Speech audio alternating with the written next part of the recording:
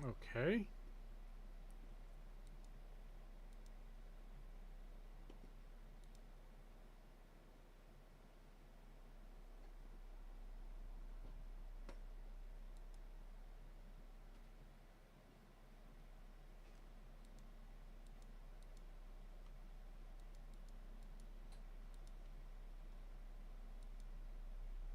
Okay.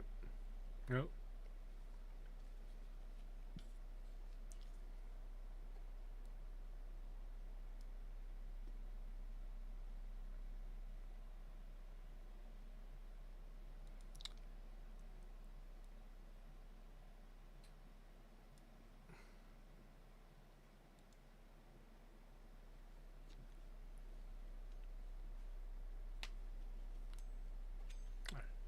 Anyways, let's finish the bismuth yellows because they did that yield sucked.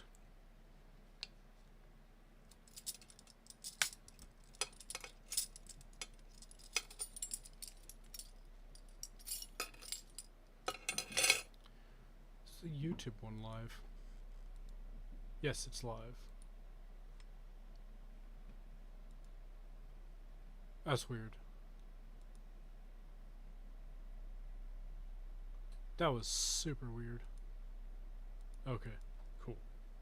So we're just making some bismuth yellow here.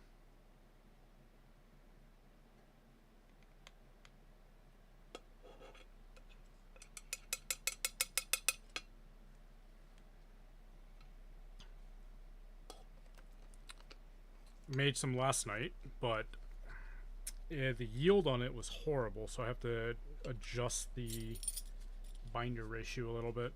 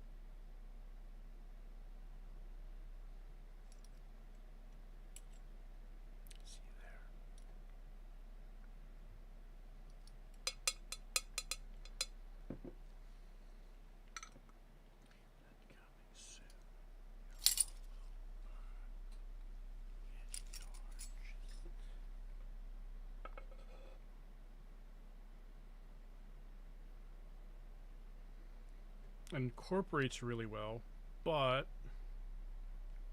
and really easily.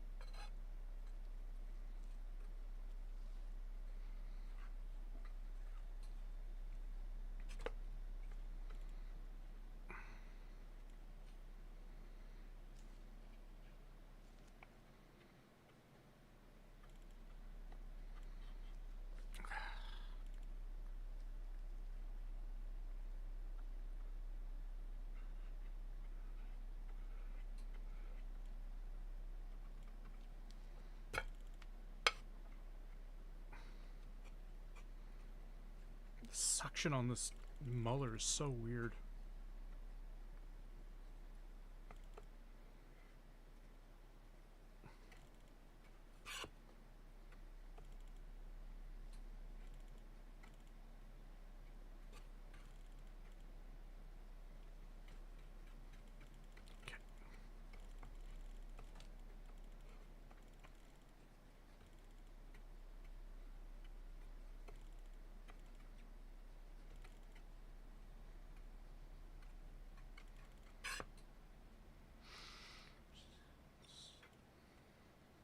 Okay. All right.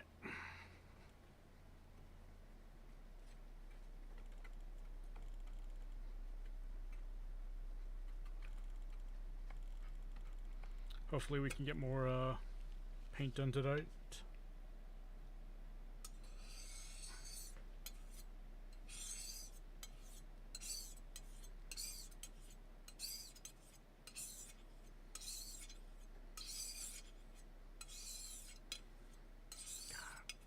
That yield is so low.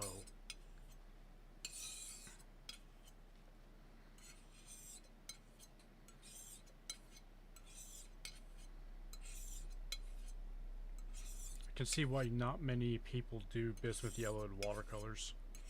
This is really expensive watercolor to make.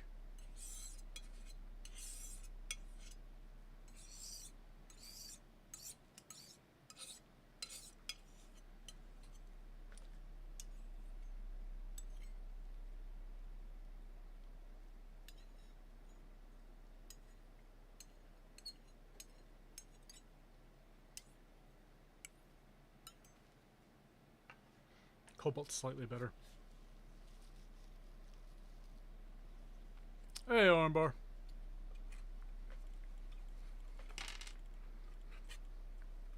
How you doing? Hey, Gulchan. Oh, you're on Twitch now.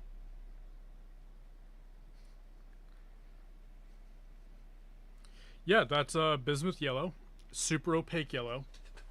It go grab that. It can one coat black. So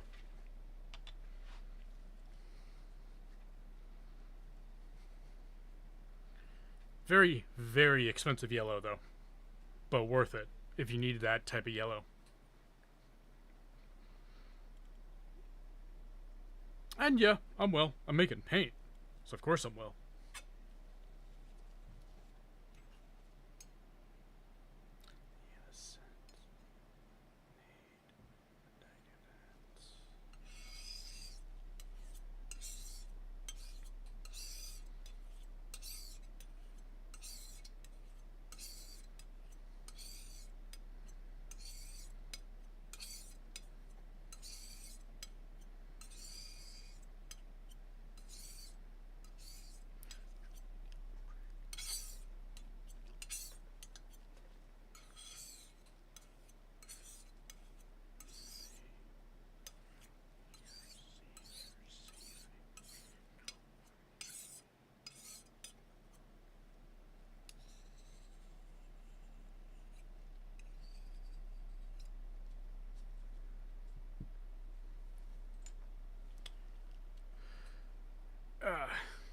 Well, hello there, Gulchan.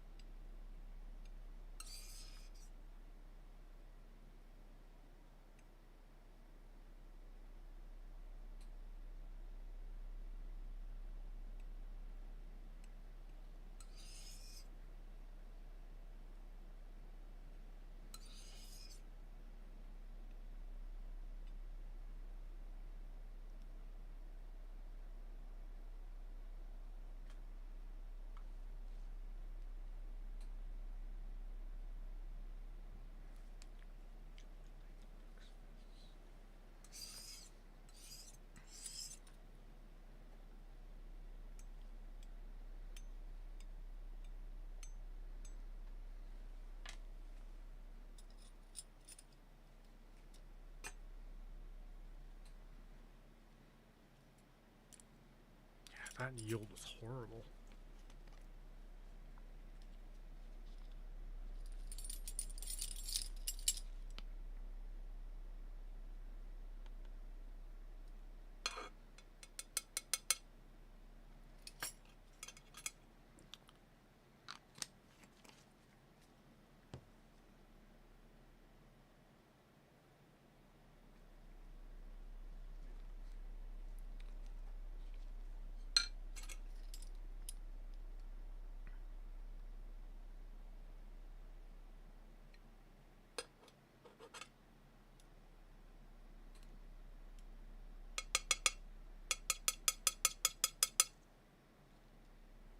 At least it's super easy to make. Probably the easiest pigment to make I've ever tried.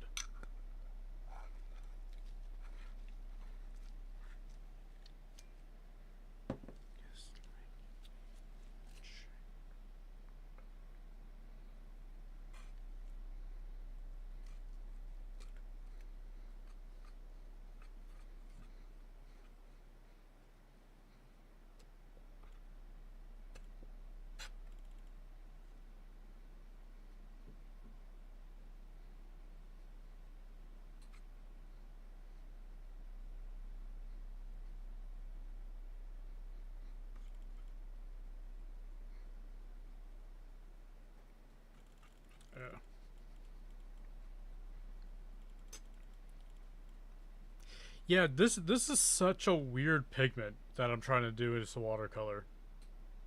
A, it's opaque, which just isn't a watercolor. Hey, Yoden.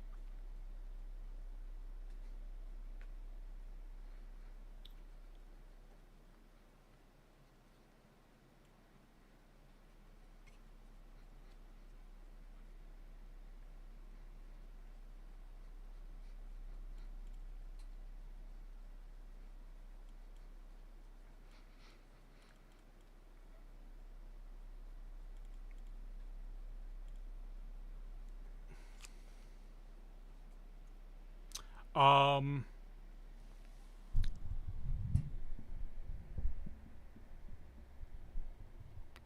Let me try. Is that any better?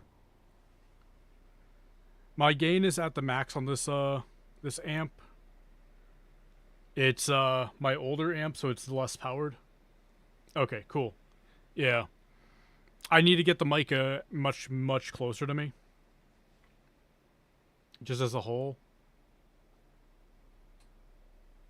Oh, wait.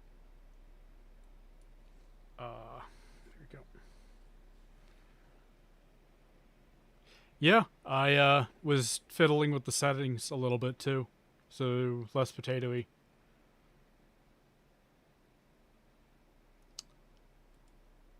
Audio properties. Okay.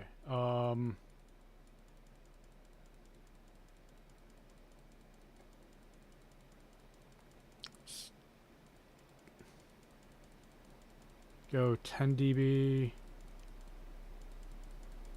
I'm upgrading the dB a lot right now.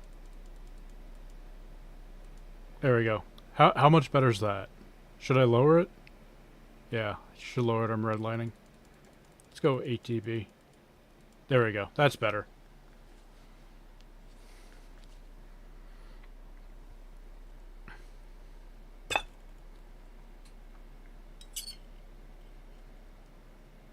I also need to get a new camera because this one is getting old.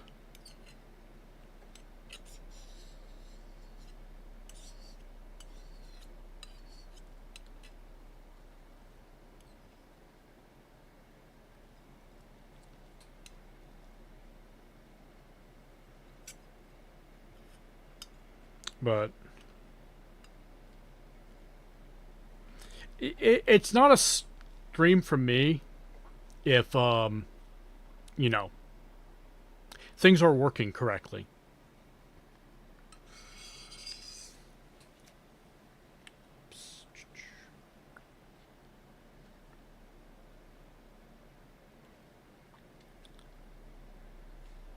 How can you call it my content if there isn't something wrong?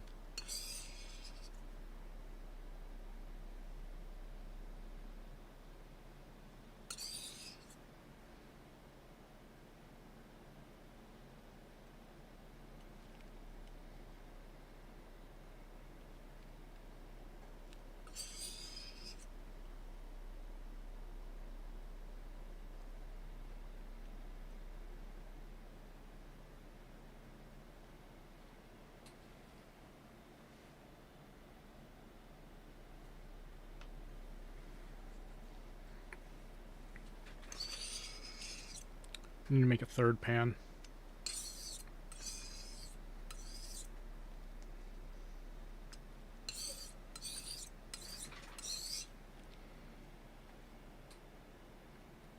Hey, sentient tent.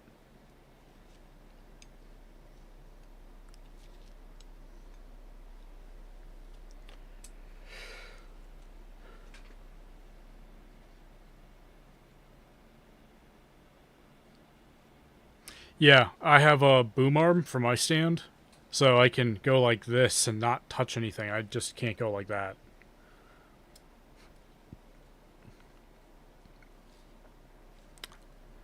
Ugh. My audio shouldn't be skipping anymore, either.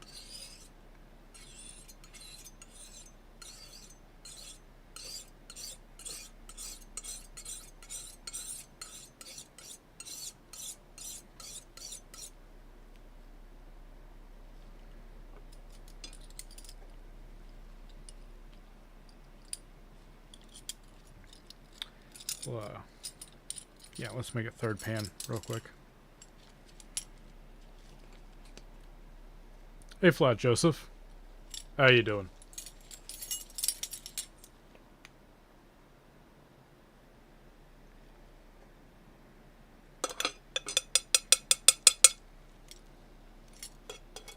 No, this is not.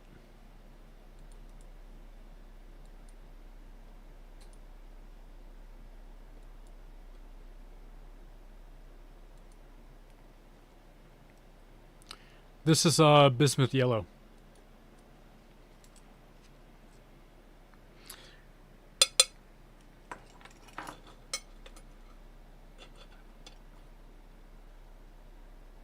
Yeah, sure. You can shout her out here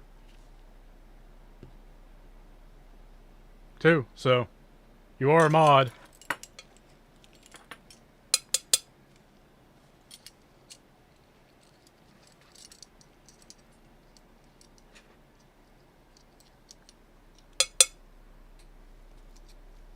We gotta support the friends after all. So.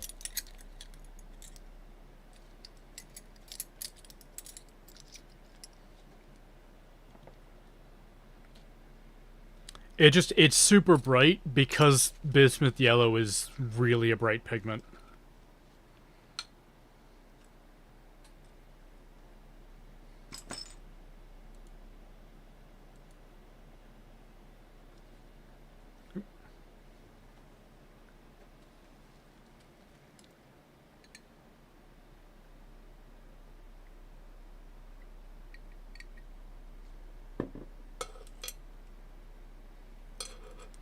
I missed the pigment completely there.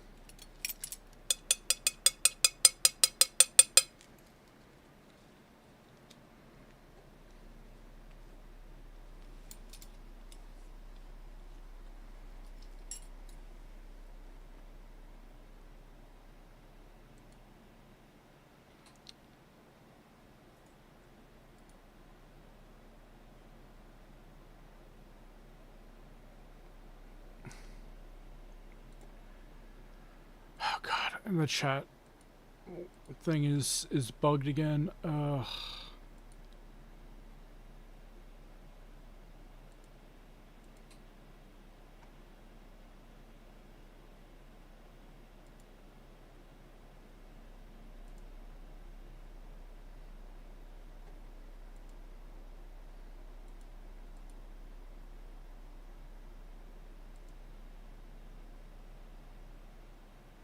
Whatever, I'm not dealing with that today. I have the multi-stream just doesn't show up. No, it does. Never mind. I'm being an idiot.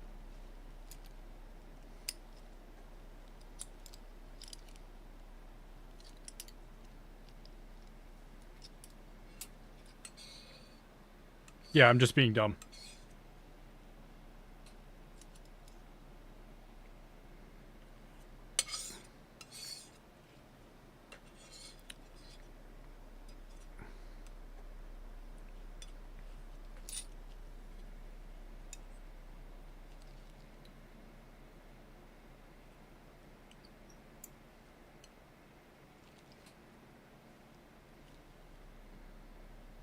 Ooh, Walnut House Pigment. I need to do a video on that.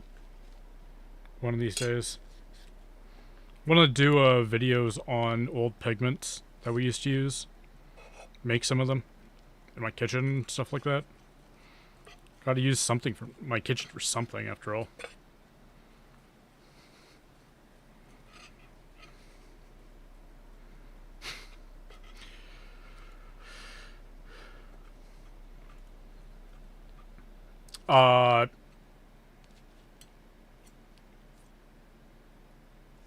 Technically I can make a synthetic mummy brown. Technically speaking, it's not that hard to do, it just doesn't dry. Well, yeah, it doesn't dry in oil paint and it's not suitable for acrylics because it's too acidic.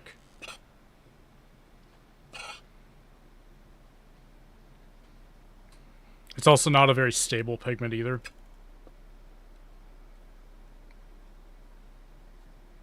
You can kind of replicate it with like a.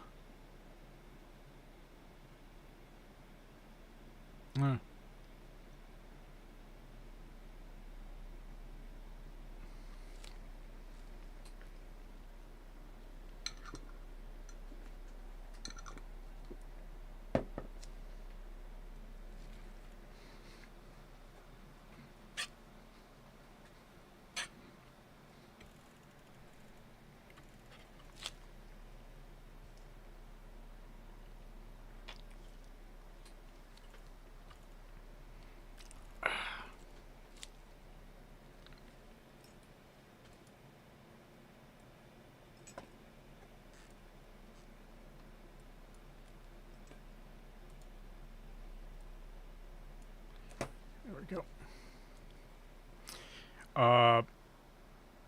Haven't made natural mica pigment ever, actually. I should try that. See how it would work. I have a creek out back where I have a bunch of mica. Because modern mica is mostly just plastic.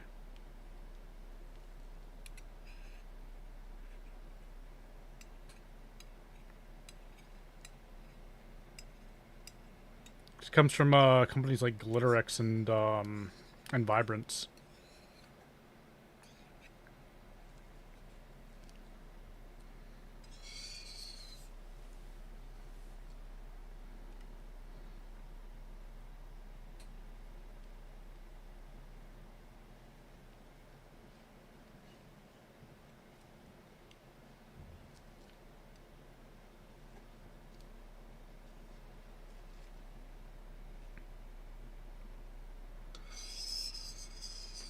Yeah.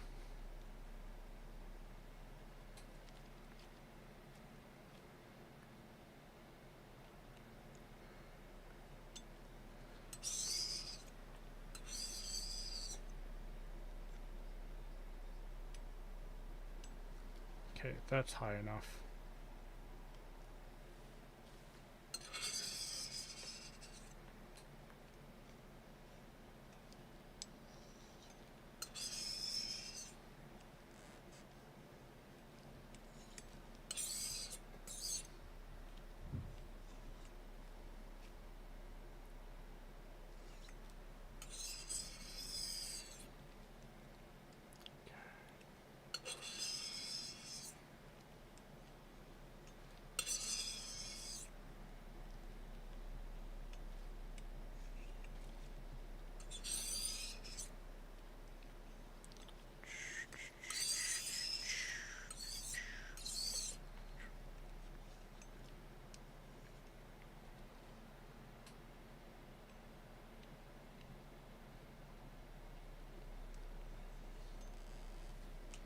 Okay.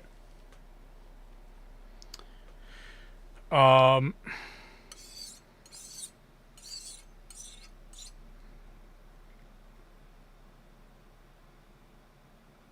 Polarized. Technically, yeah. I do have pigments that could be polarized.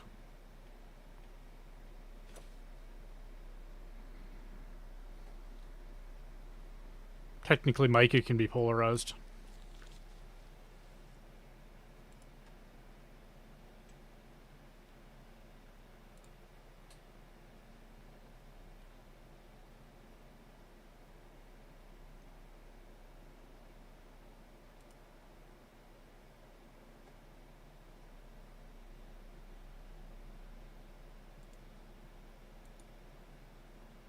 Hey, AJ.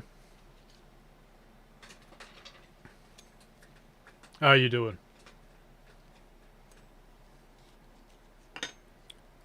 We're just finishing up making some bismuth yellow. This palette we're working on right now is actually for cryptid. Currently we have a couple things done.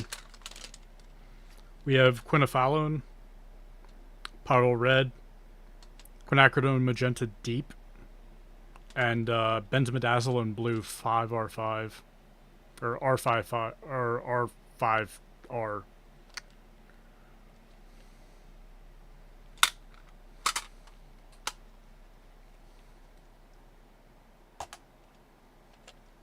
Yep. Make some bismuth yellow for that palette too. We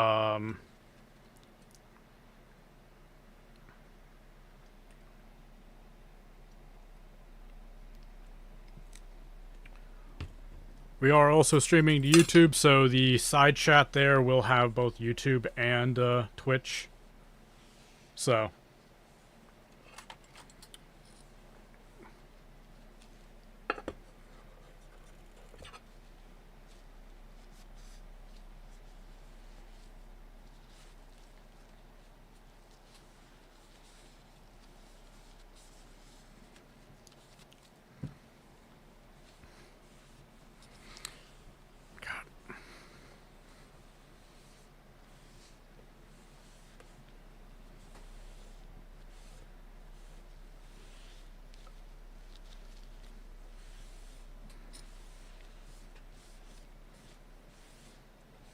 Ooh, that's another paint I should make. One out of fish scales. To kind of prove a point about fish scale metallics not actually being metallic.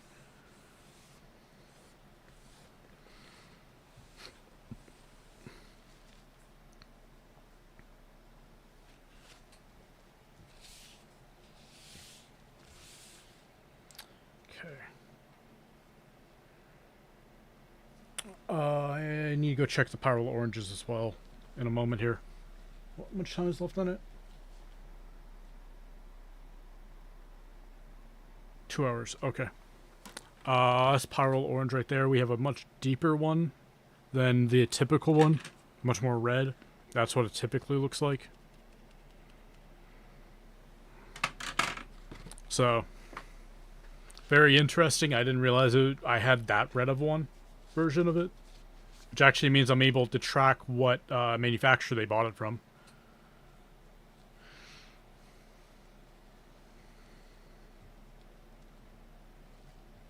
As weird as that sounds.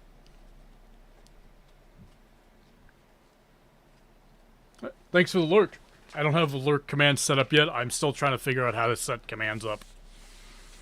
It's been so long since I've been on Twitch for streaming. It's been, what, like 6 years? Okay.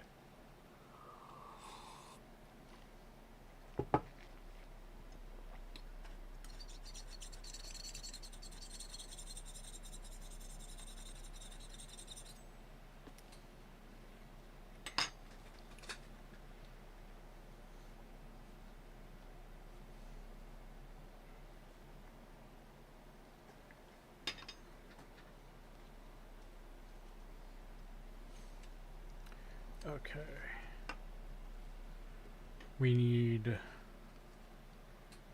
green.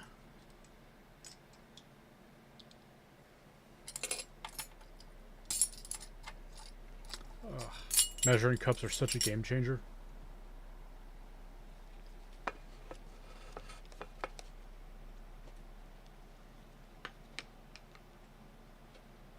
Huh. Yeah, I have an old Canon M50. I think this yeah, this is an M50, not a Mark II. And then I have some weird janky things, and I'm still setting everything up correctly. Still learning how to set everything up correctly, too. This is a PG7 Phthalo Green from 2001.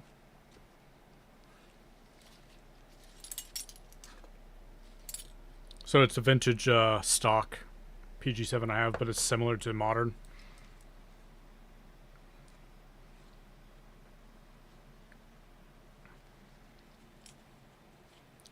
Hello, Vesters. What you need?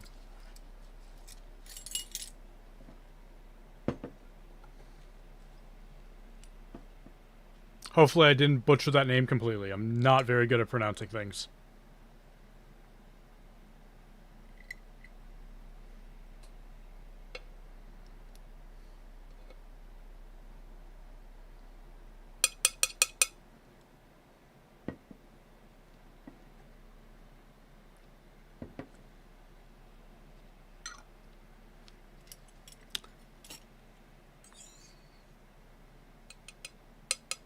Now, because this is a phthalo, and most phthalos are going to be hydrophobic, we have to stir this up a fair bit before we actually mull it in, or else it's just going to squirt everywhere.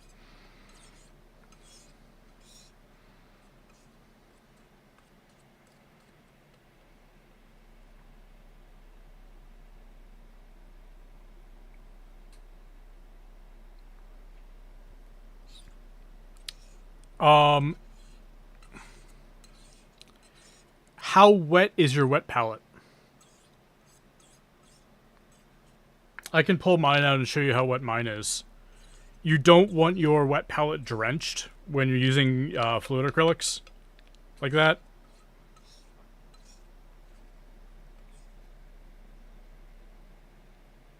Okay, thank you.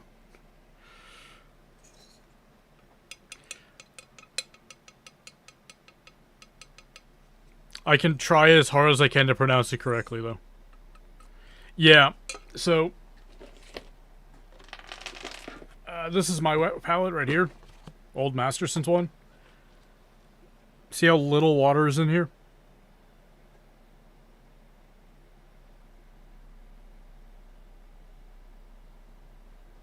This is all fluid acrylic on here as well. Golden fluid acrylic. Some of it's my paint. So one of the problems is that when you saturate the sponge too much, this has been like this for a while, is that it will go through the parchment paper, and if you don't have the correct solution in here, you need to put a little bit of wetting agent in there, so that the wetting agent from the paint doesn't absorb through and go into the sponge. So, yeah, if you're not putting wetting agent in there, try to. You can technically use dish soap. I don't recommend it because the foaming agent's in it, but you can, and it will fill the void. But it won't be great if you don't have access to wetting agents, like Oraten or Triton. Or synthetic oxol.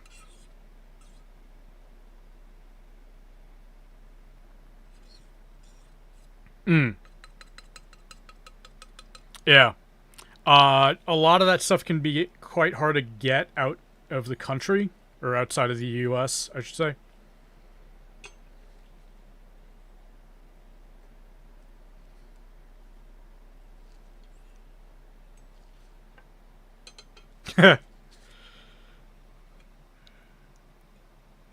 Yeah, making paints is pretty cool. Watching someone who's been making paints for 15 years make paint is weird. Mostly make oils, though.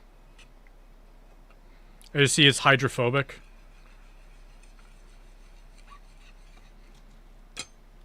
So, I didn't mix it up correctly, but I had to get some of this out. Yeah. Honestly, I'd also look into Schmenke. They are going to be heavy-bodied paints, but they're a little bit softer-bodied than most heavy-bodied paints. And they're fantastic paint, if you're in the EU. They're on par with Golden.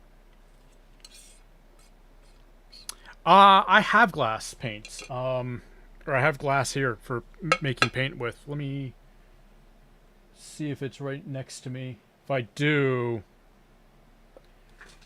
then this is Is it over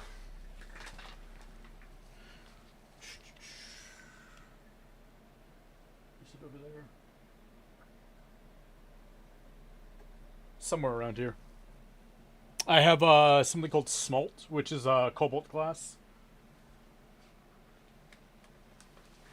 Ah, here it is.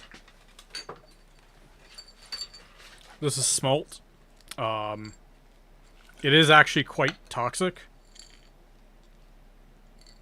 It's not, like, super, super toxic, but, like, for cobalt, it's toxic.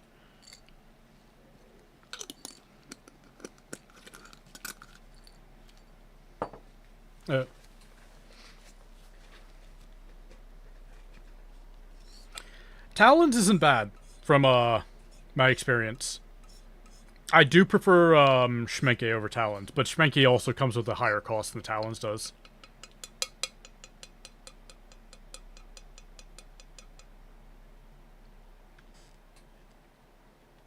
Yeah, Golden, Golden is still very good, though. And their fluid acrylics are pretty unique. Smenke actually just made, started making fluid acrylics very recently.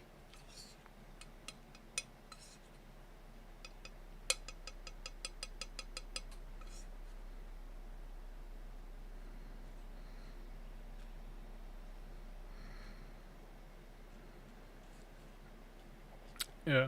But AJ, I also have some other glass powders too. I don't make them too often because they're very gritty and they're very hard to make. I only make them when people ask for them. And even then, they're really expensive. Smalt is an insanely expensive paint to make. Not only is it expensive as, like that, and to get its pigment form, it's, yeah. It takes forever. You have to grind it so well.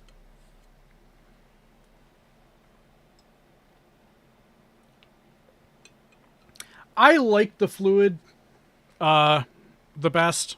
I prefer it over heavy bodied.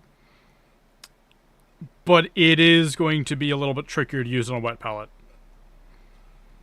It's slightly thinner than hobby paints are. So, and you have to remember, wet palettes were designed around heavy-bodied acrylics. So, it's just one of those weird things.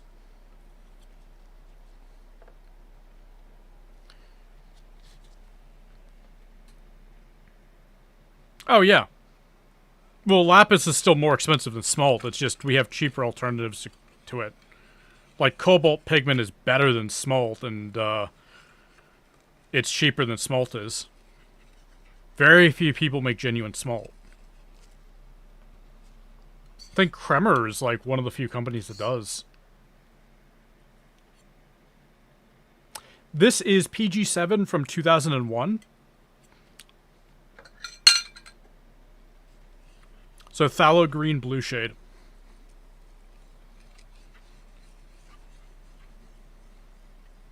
I also have one from 1970 that is actually a different color than this. Ooh, yes, AJ, you should. That sounds fun.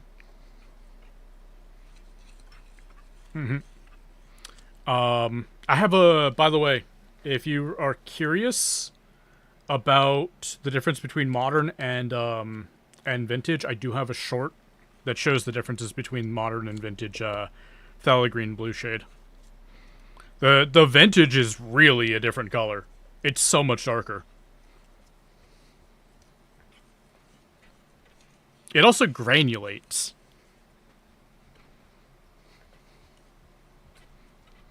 Which is so strange for a phthalo.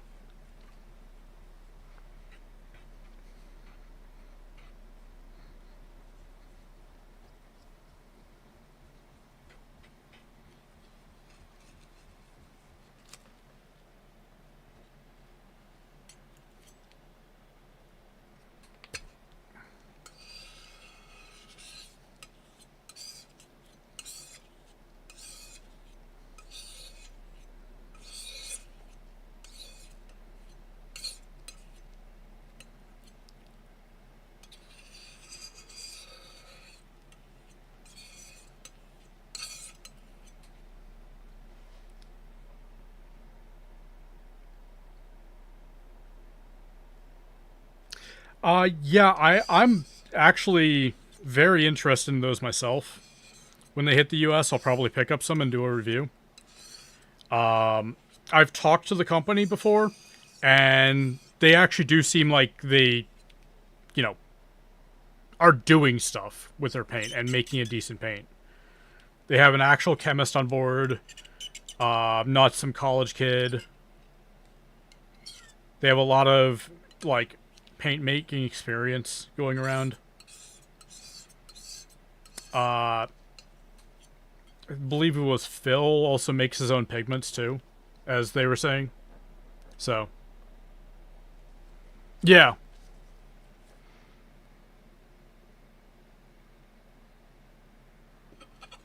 Yeah, paint being made is weird, and it's a lot of labor. to do it by hand. There's a reason why people spend tens and thousands of dollars on a machine to do it.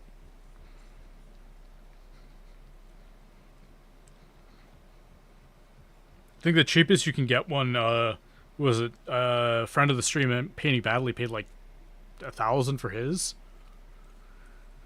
And his isn't a hydraulic one, so you're gonna pay like 4,000 bare minimum for a tiny one. For a hydraulic one.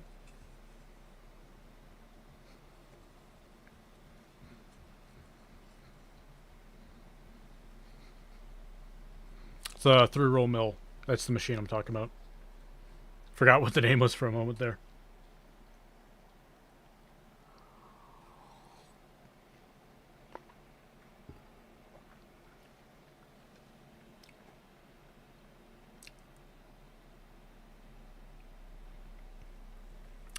Hobby paint is mediocre paint at best. In terms of quality, that is. It's more usable than professional paint is because it focuses very hard on opacity. So you can do layering techniques with a lot easier. But that doesn't necessarily make it a good quality paint. It's fairly underpigmented, and it's about as pigmented as house paint, honestly.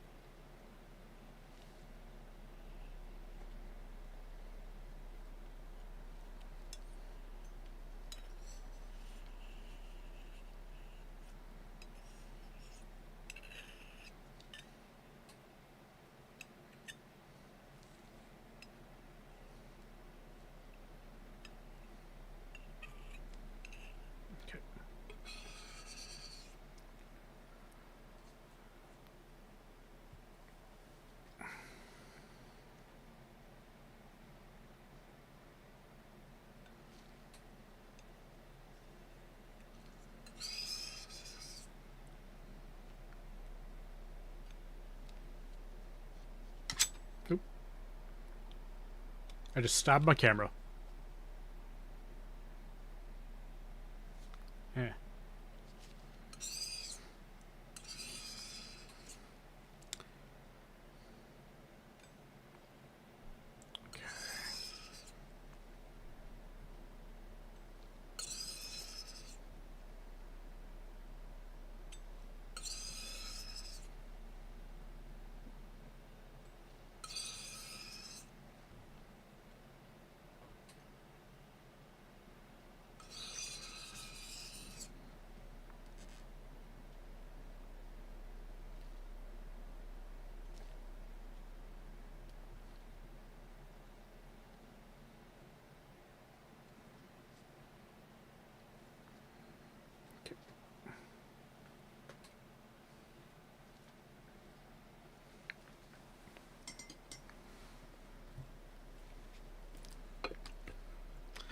Next is chromium green oxide. Should have decent yield.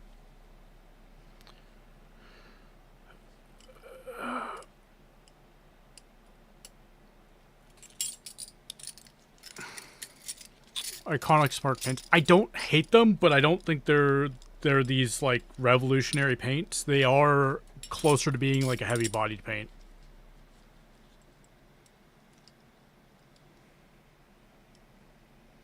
Hey, Diatomic. Welcome back. We're just cleaning up some phthalo green right here.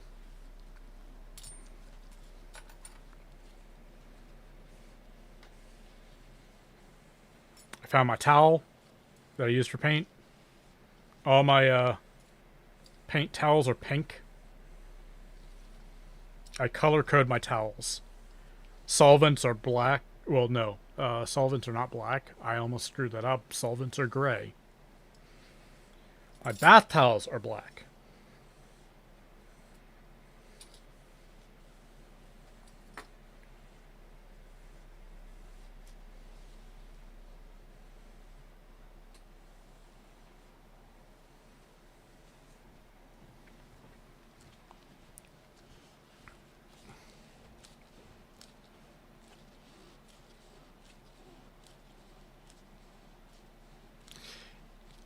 Yeah, Ghoul. Yeah, I firmly agree with you. They don't really know what they're talking about. Probably my next video is going to be what is a heavy-bodied paint.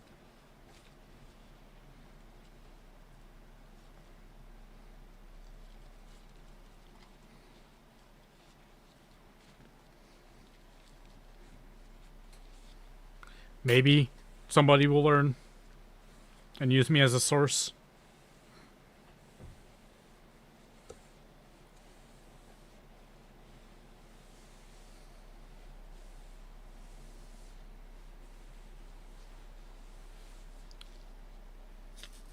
Yeah, it's thicker paint. It's typically thickened with something like carboxymethyl cellulose or some other type of cellulose thickener. That's all it is.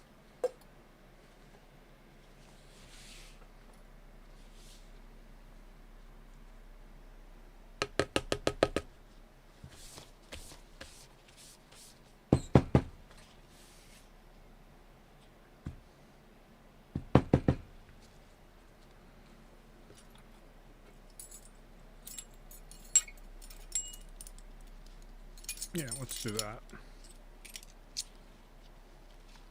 Exactly, it doesn't.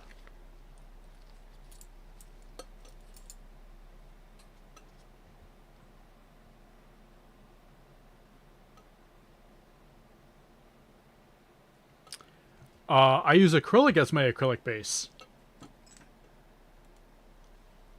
I know that's a meaningless answer, but for if you're looking for a store-bought binder, I like Liquitex and I like Golden a lot. Both are good. I haven't tried Talons yet. I've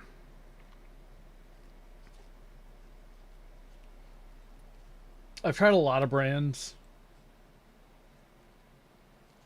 I need to try Gira's next. That's the one I'm excited about. Yeah, Liquitex and Golden are probably my go-tos for store-bought ones right now. I do know how to make my own. I just don't have the immersion blender for it.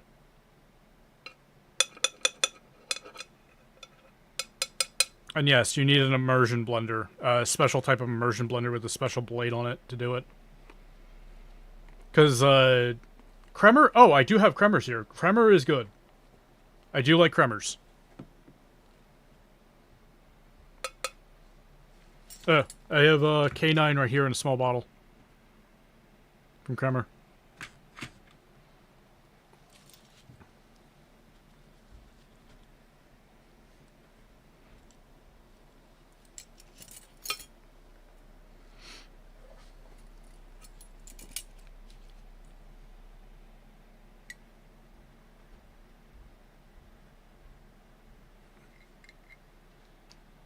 So far, I haven't really found a necessarily bad acrylic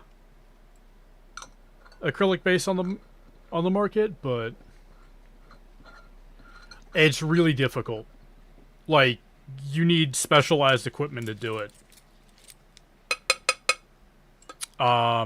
So most acrylic binders are going to be a weird mixture of like different types of urethanes and like neem oil. And water and oil don't mix, so you have to have an emulsion process, which is why acrylics are also called emulsion paints.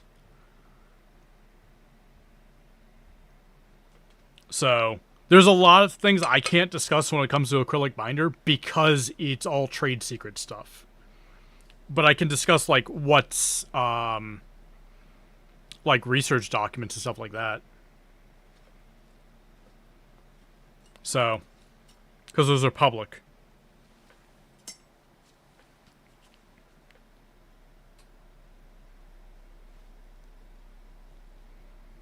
Yeah, exactly. Cool. I do have some heavy-bodied acrylic here.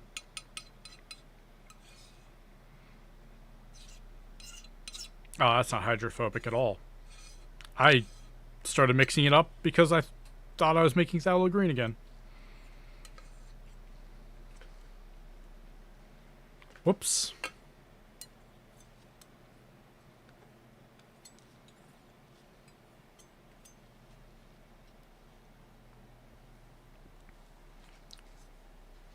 I can't give the one I have out.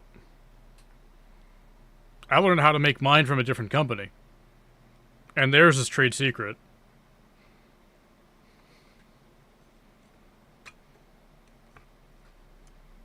Mine is slightly modified from theirs, so I'm not breaching their thing, but, you know. That company also no longer exists, technically, but there's still a NDA on it.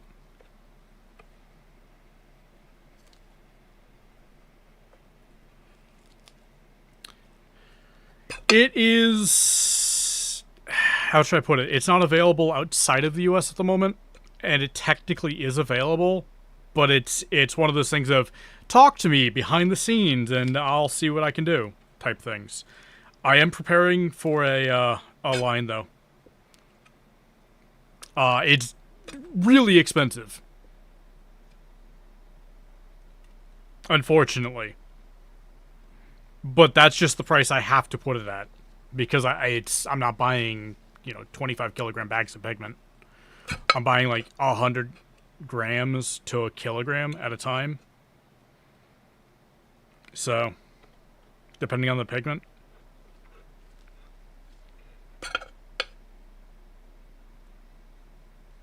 Yeah, it's much cheaper to just buy a random base because you can get a bucket, like a 3.78 liter bucket of Liquitex binder for like 60 USD.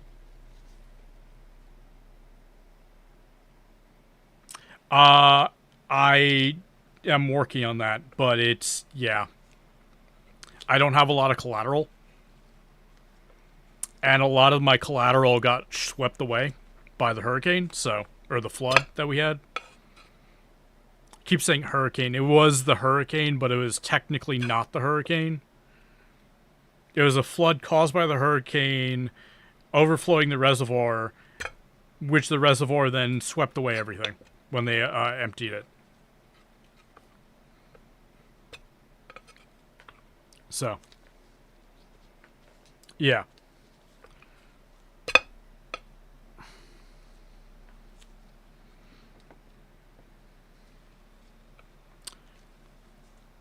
That's also the same way I lost my job, too.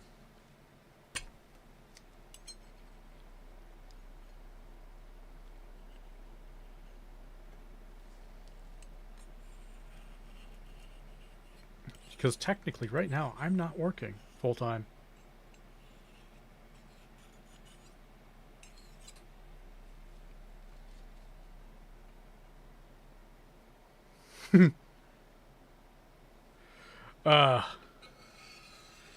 I hope I can get into Europe and the UK.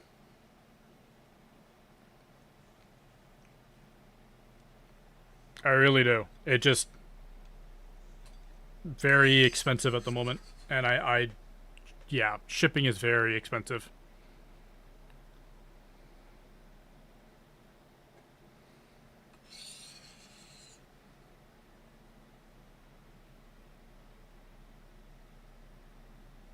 God, that yield is so good.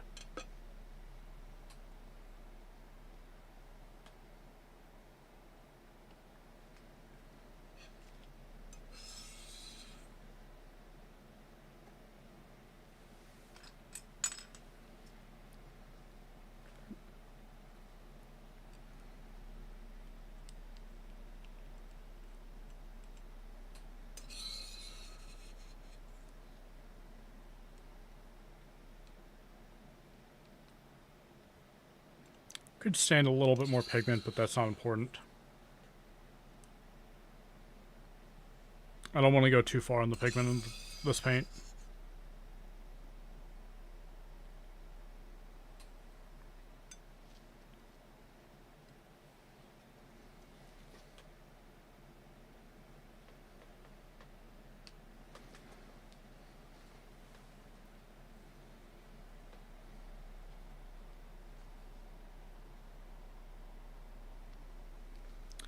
It's just easier to get on the palette.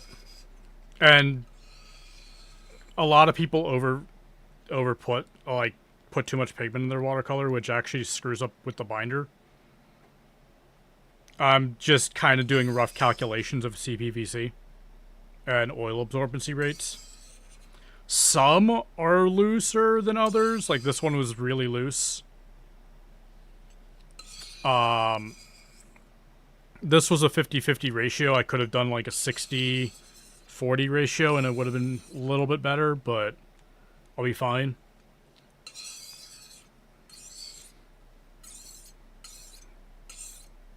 Once the water evaporates out, I just have to redo it. That's all.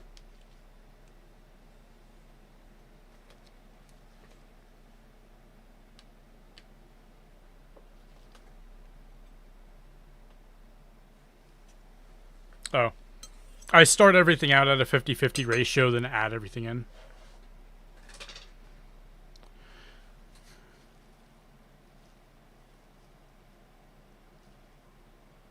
Hell yeah, cool. And well, I'll see what I can do to get it in the EU. It's just, as I said, the shipping is really expensive. So, if somebody really wants it, they can pay the shipping, but I'll just flat out tell them it's not worth it.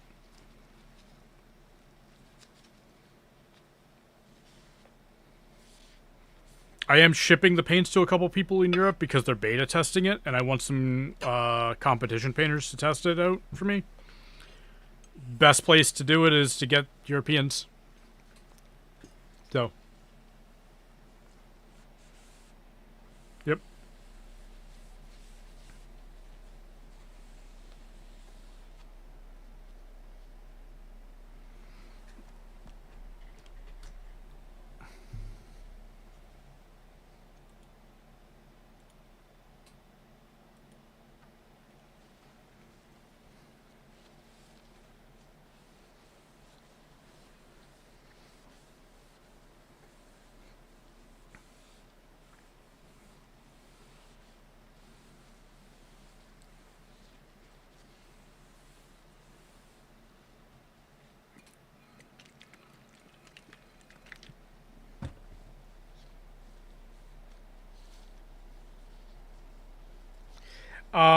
With acrylics, I have to mull for quite a while, honestly.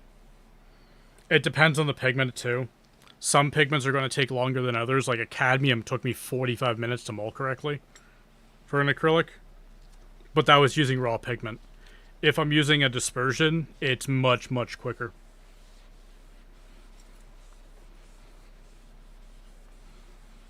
If I'm using a dispersion, I can just stir it in.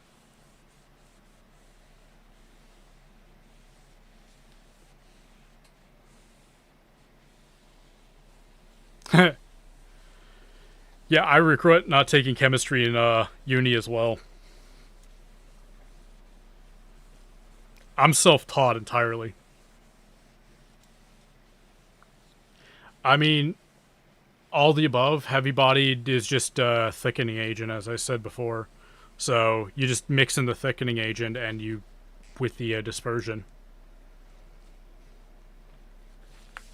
I can make some acrylic with dispersion here in a few, actually.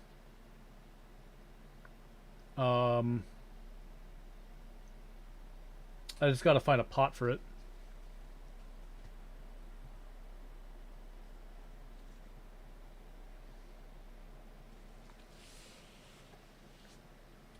I do have videos on also how to making making acrylics. Too, but nothing.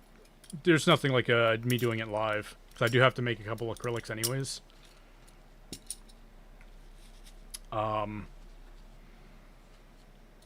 Yeah, I have to make some Indo double scarlet.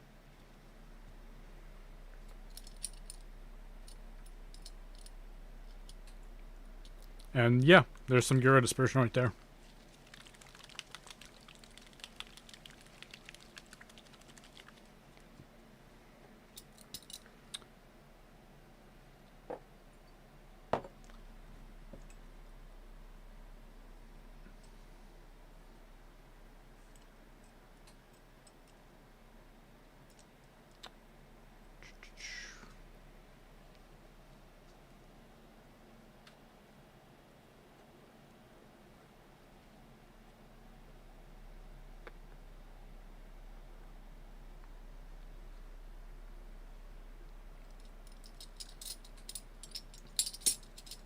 Oh yeah, this palette's entirely custom too. That's calcinated. This burnt umber's calcinated. That's not what I want. I want to. I'm gonna go grab a different burnt umber real quick.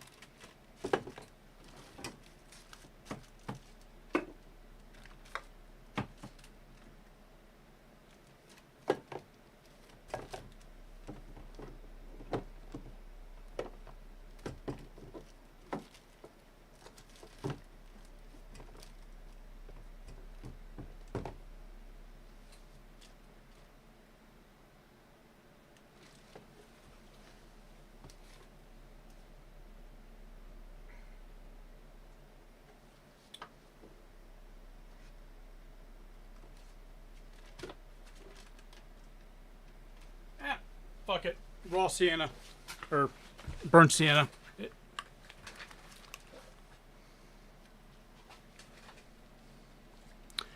I'm making this for a streamer called Cryptid Kitchen. I think this is burnt sienna.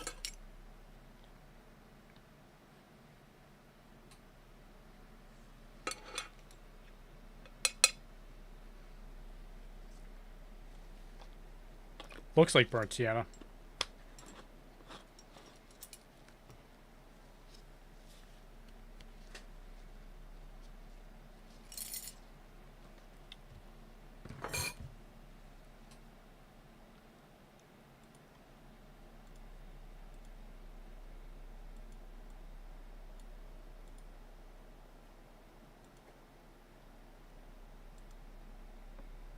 Let's see, let's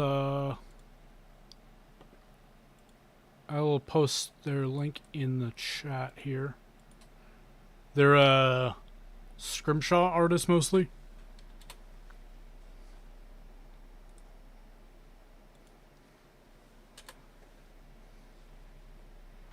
Oddities artist. So. And no, I don't do 2D art. I just pretty much make paint and paint little toy soldiers. I find painting toy soldiers more interesting to me. Also, I can't draw for shit.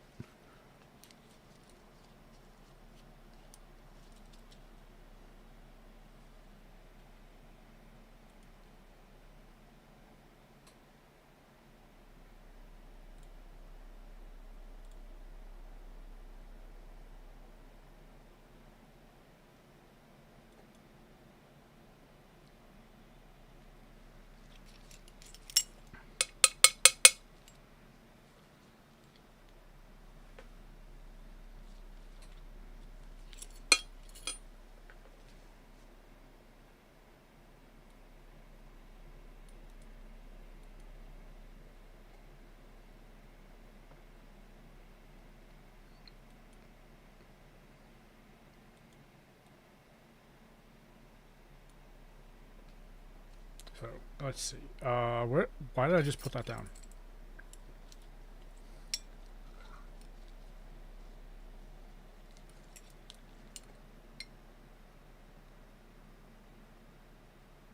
I'm kind of making up this palette as I go, so I genuinely don't know what pigment this is. By the way. This is the bottle. This is how it came.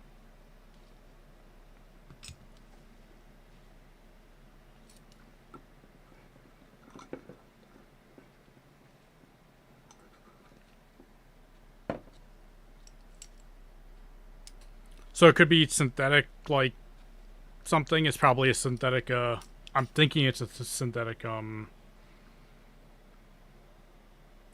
burnt sienna because it looks like burnt sienna. But we'll figure out once I test the transparency of it.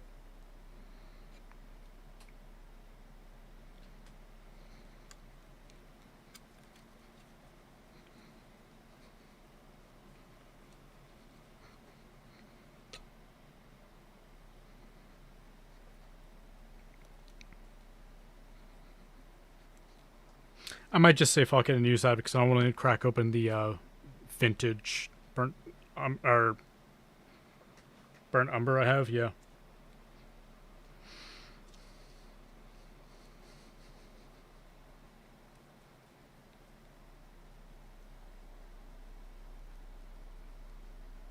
So I have.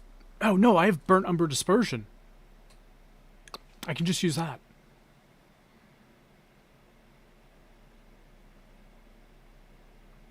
Well, thank you, Feasters.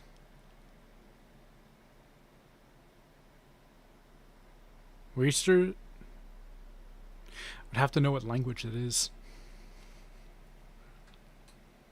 Oh, yeah.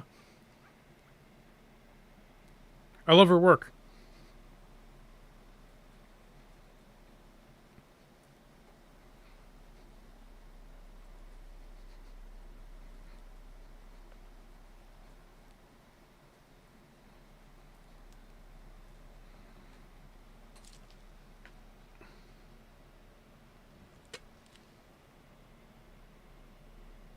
That's super opaque.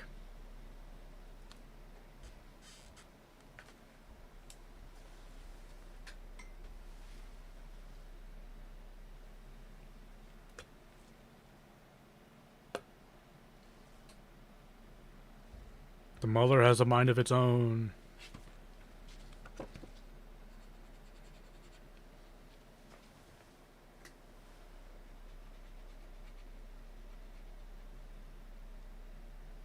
Nope, that's a red iron oxide. Technically speaking, that is synthetic burnt sienna.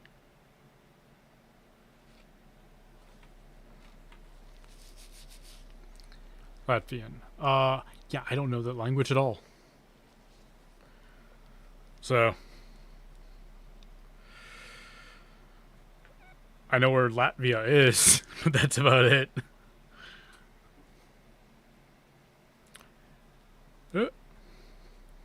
It's a mystery pigment too, AJ. So,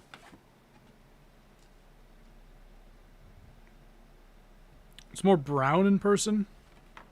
Interesting pigment to say the least. There's so many iron oxides out there that I genuinely can't tell you which one it is. There's 200 or so different iron oxides. Hey, legs.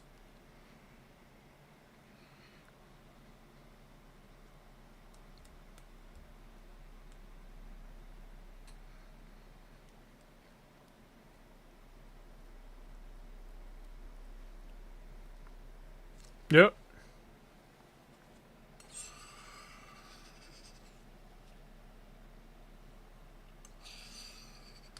Oh, that's a fine grind.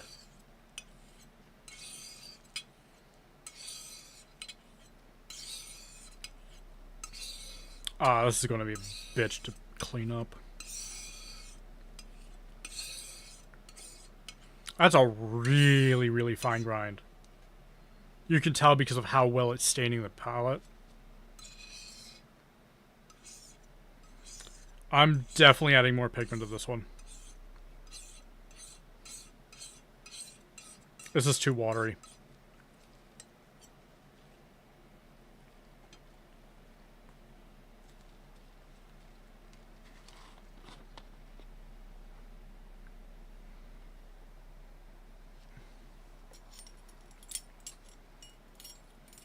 Double the pigment.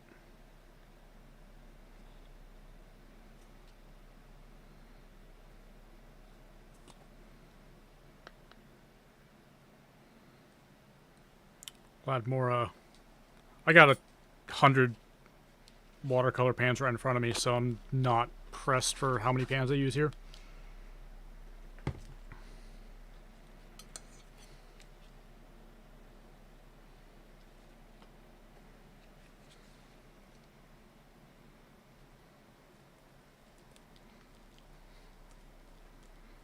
I got another 350 pans over by my dehydrator as well, so there we go, that's better.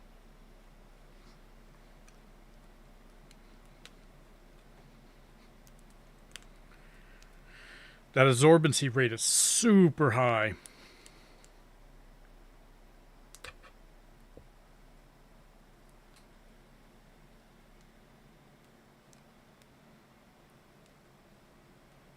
God. I still don't have PP10. I need to bother Lawrence for some of that.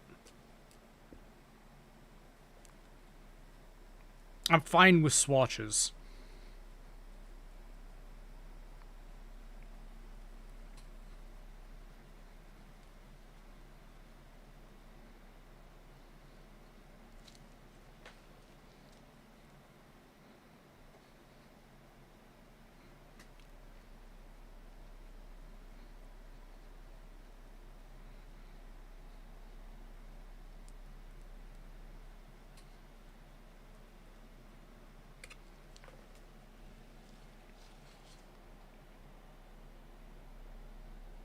Huh. Might have to look into supervision. I'd rather just throw money over at Lawrence than give supervision money.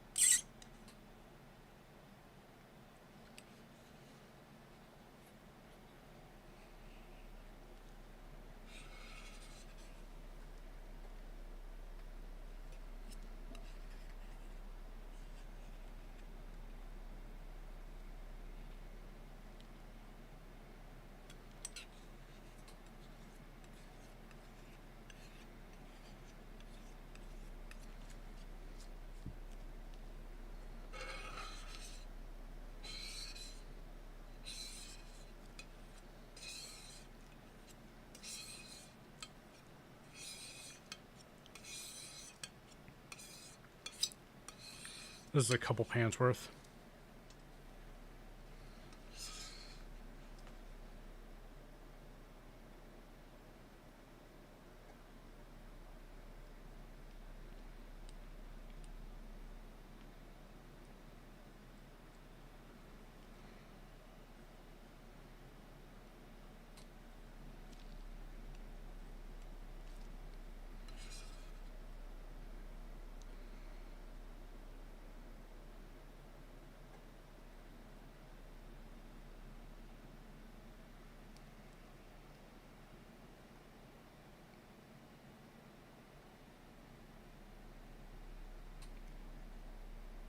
Pretty much, yeah. It basically, pigment people are all just a small little niche community of people.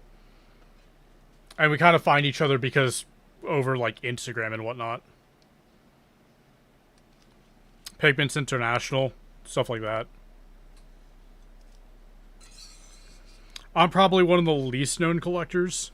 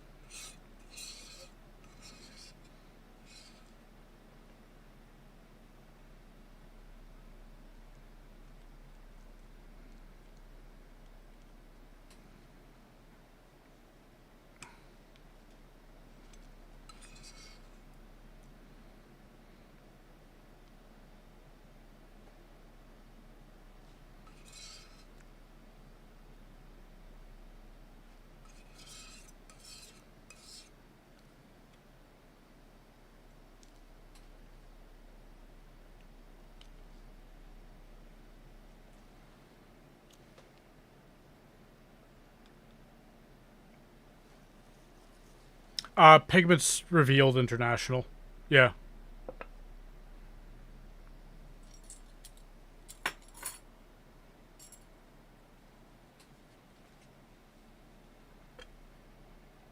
Hey, statistician.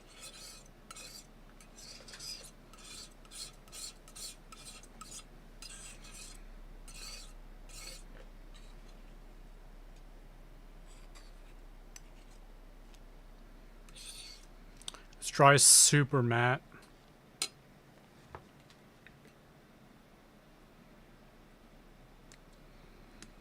When it's wet, it's super orange. When it's dry, it's much redder. It might just be English red. Yeah, I think that's English red. The more I look at it, the more it looks like English red, because English red has this very bricky look to it.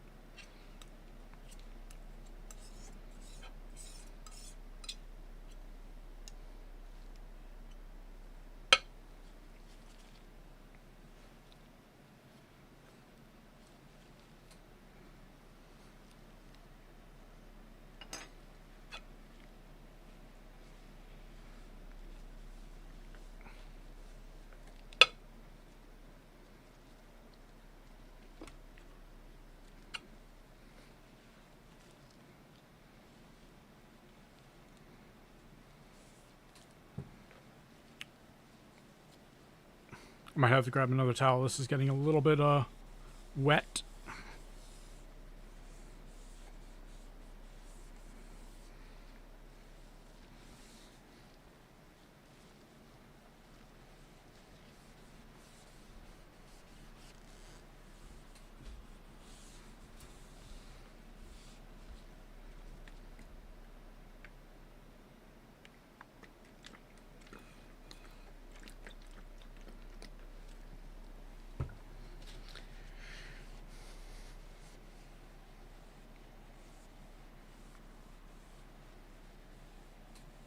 Oh, I know.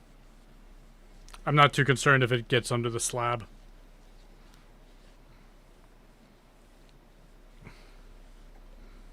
There's a reason why I have a curtain underneath of it.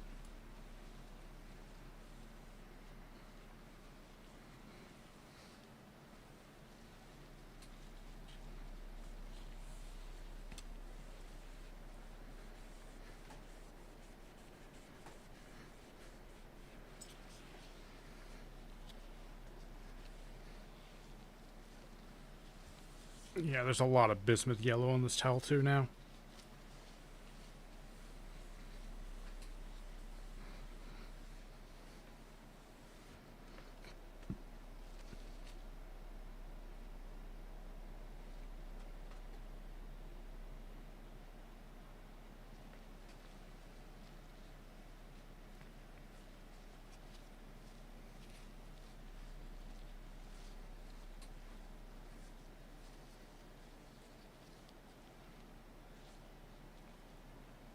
And the thing on the screen, I don't know why I don't know how the colors work for that one. It just kind of random. So.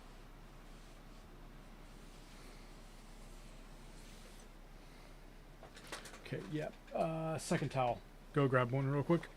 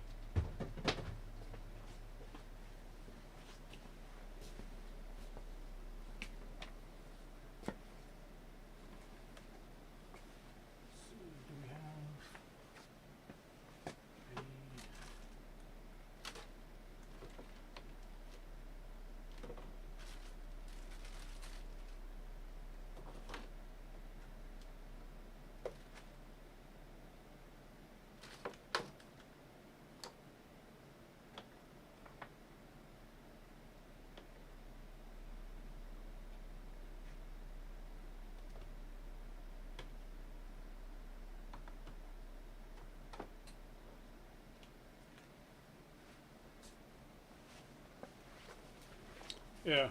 This is the only burnt umber I can find at the moment. And this is super old. I don't want to open it. So I'm just going to use the calcinated one.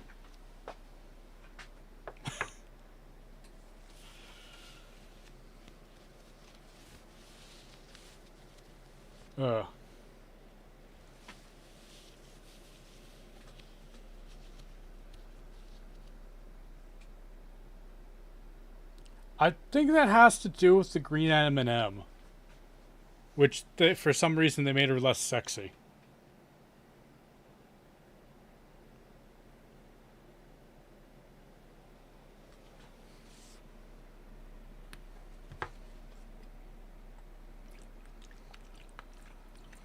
Yeah, there's still pigment on here.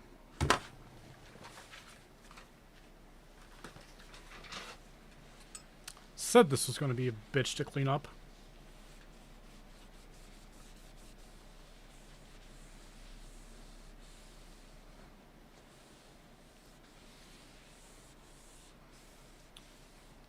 I did, however, find some orange oxide.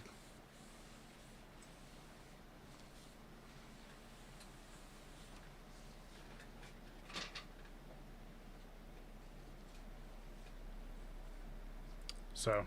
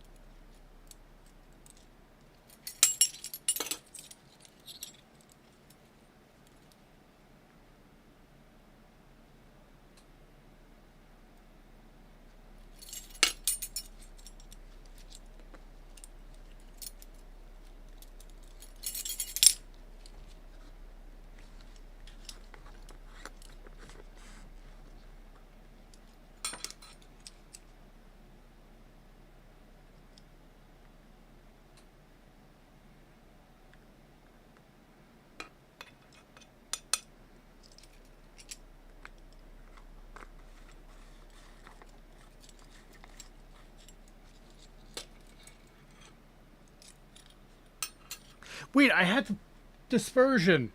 Motherfucker. I'm an idiot.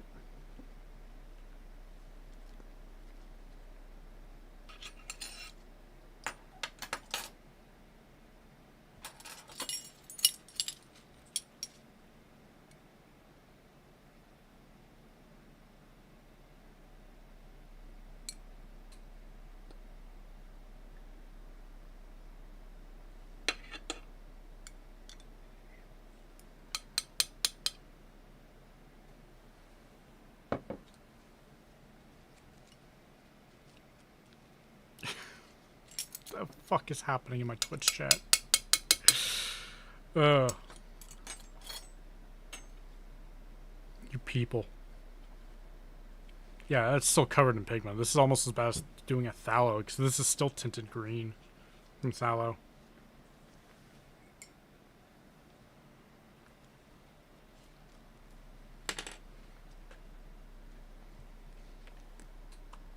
Wait, no, that's from the Chromy Mux.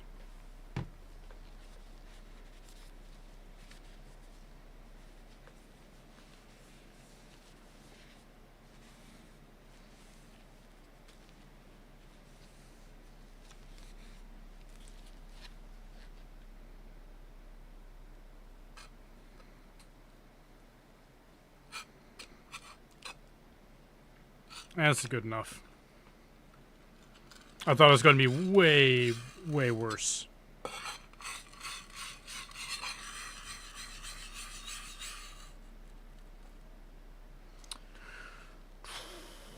Good pigment is a blush color.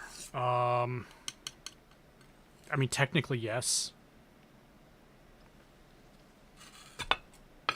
I have the literal pigment used for blush, like makeup.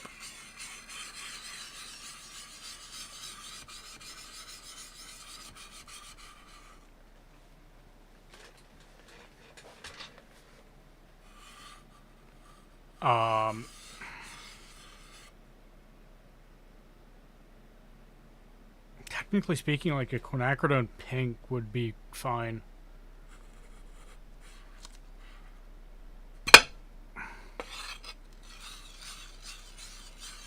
Yeah, quinacridone pink would work because they also use that in the makeup industry too for blush.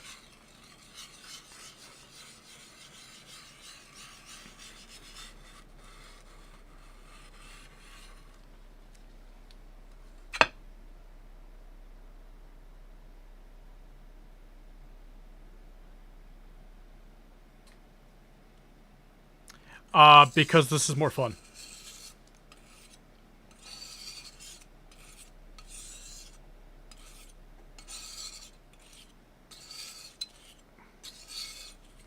And handmade watercolors are very, very different than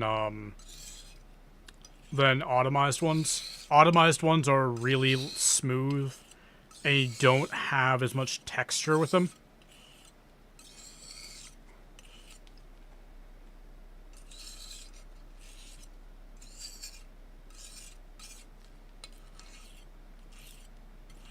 Like, this has a lot of texture to it. You can feel the texture on it, too.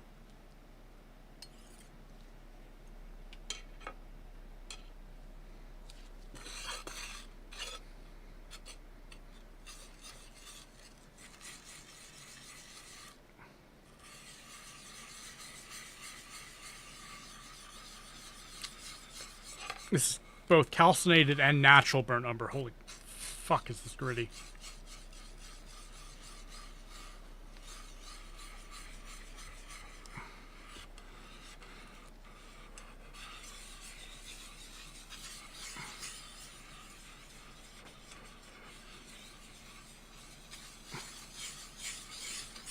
I can hear it.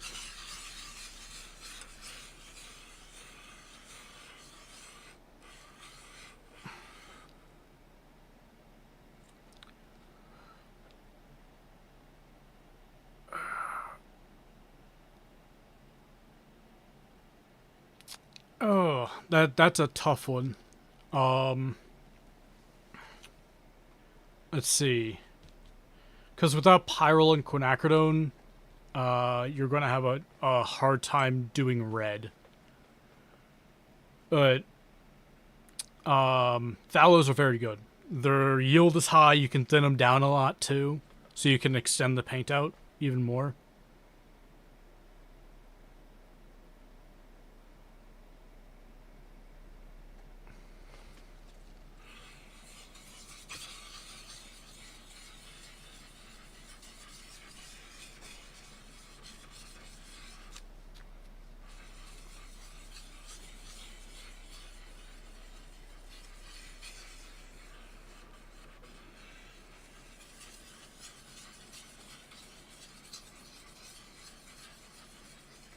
I'm waiting for a sound change here. That's how I know this is done.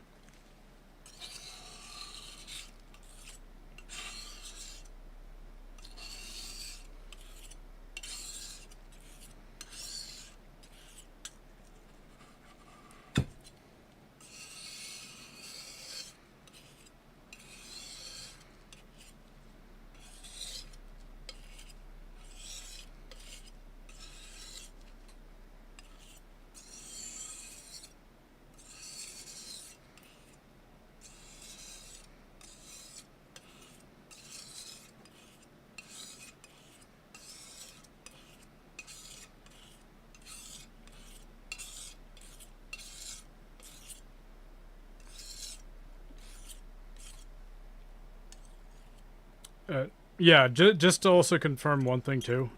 Statistician. Acrylics handmade are not great. You want the, but I hand make all mine anyways, because I have a way of doing it that actually makes them decent. So you do want the machines for acrylics. You kind of want them for oils too, but you can make decent handmade oils. Acrylics is just not really.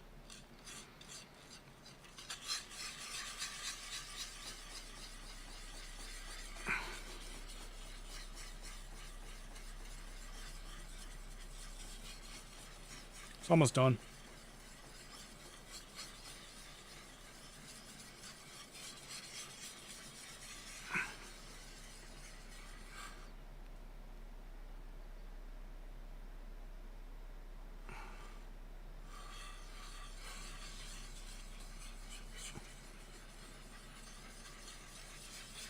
There we go. There's the sound change.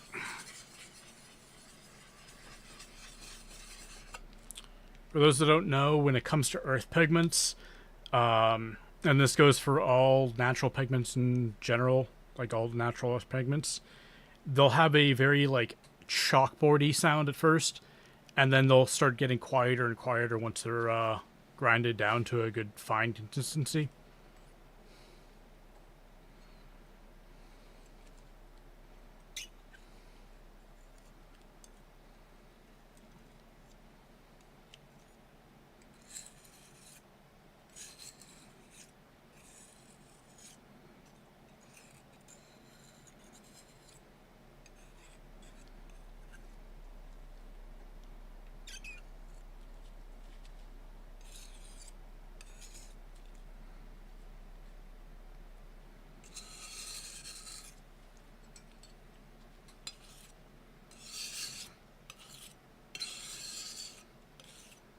You can kind of see the grit on the wall for this.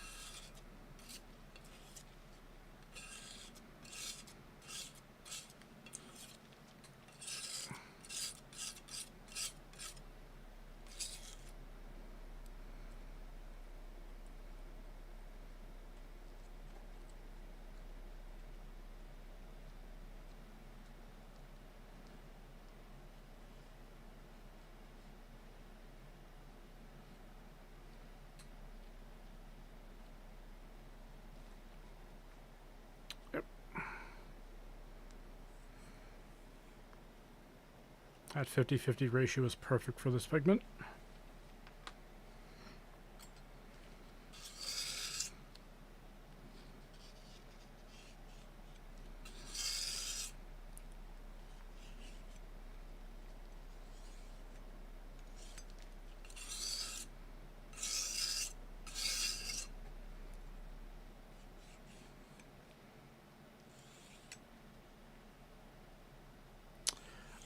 I have a dehydrator and I put them in there for 24 hours generally.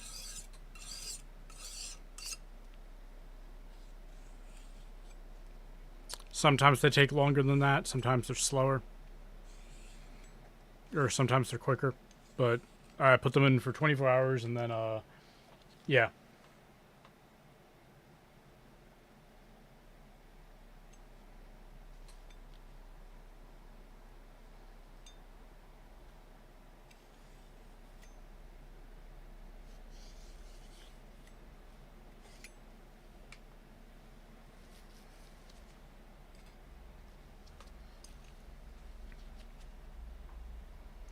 I need to get dot pans.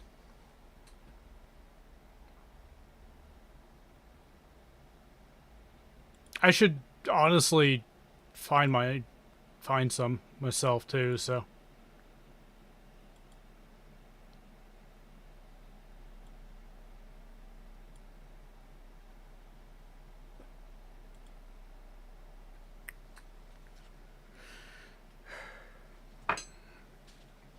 It's hard enough finding full pans, actually, weirdly enough. I can find half pans all over the place, but I can't find full pans for some reason on bulk websites.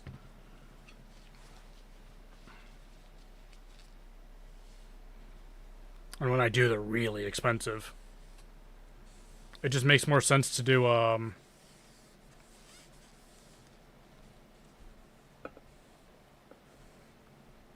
2 half pans. It's cheaper.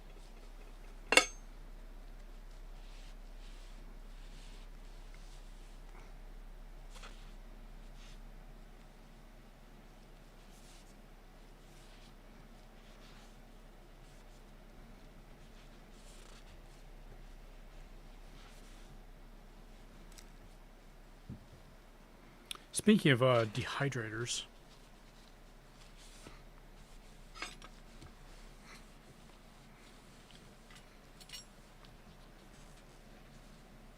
How much time is left on it? 47 minutes. Cool.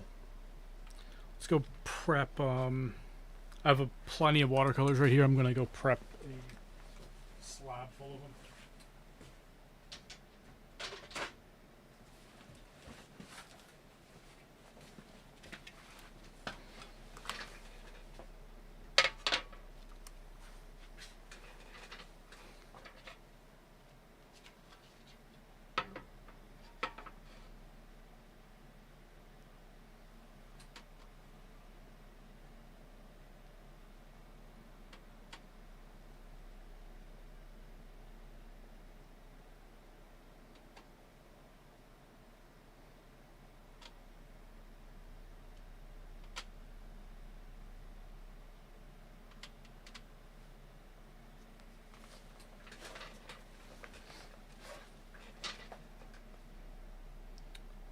Yeah, I might ask him for his dot pan thing. He might not want to give it out, though, which will be fair. I might just make one myself as well.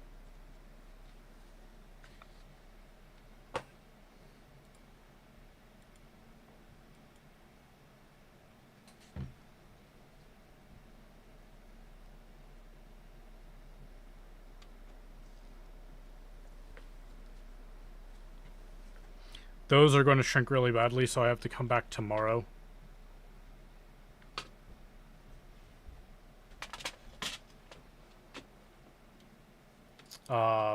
Or Monday and do more.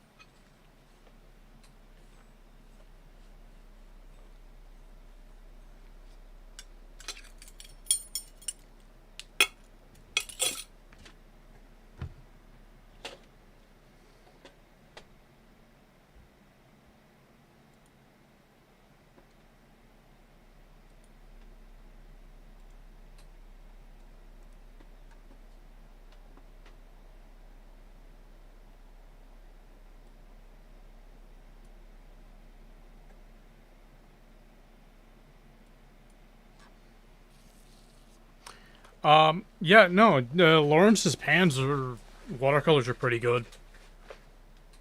They're comparable to mainstream, like, commercial stuff. Honestly.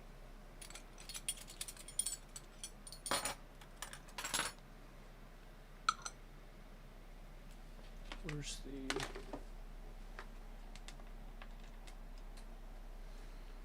Yeah, those are the monostrils.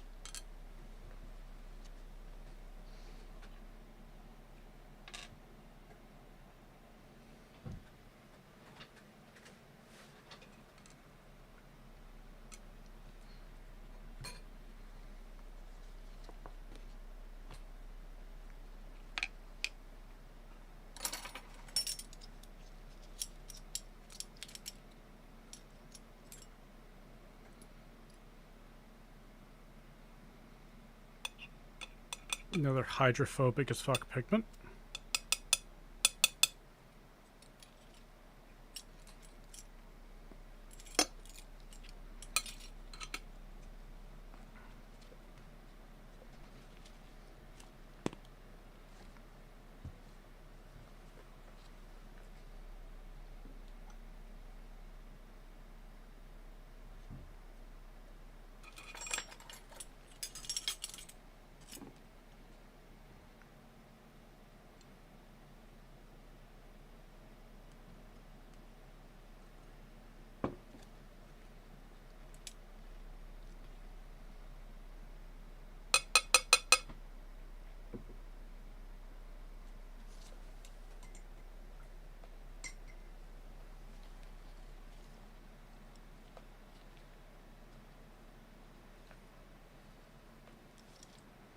This is dioxazine violet.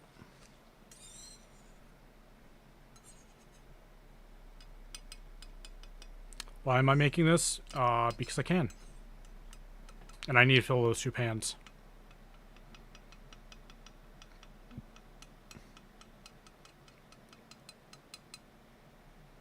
Hey, Schmuckleberry.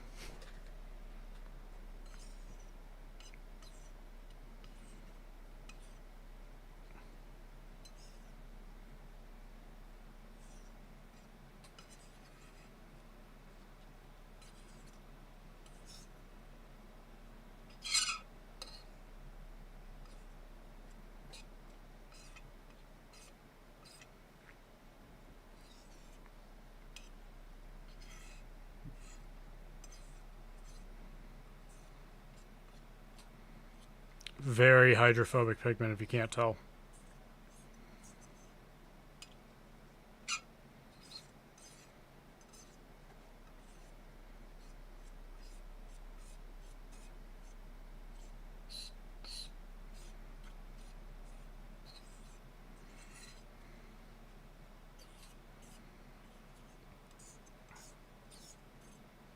I think this is PV37, by the way.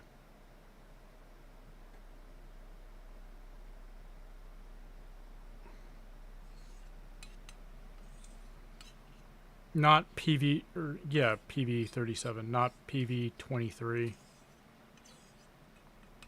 Which is a oddball dioxazine, but it could be PV23. I honestly don't know the difference between them. I can't tell.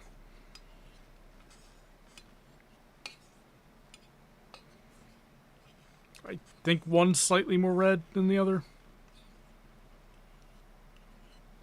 They're just so similar.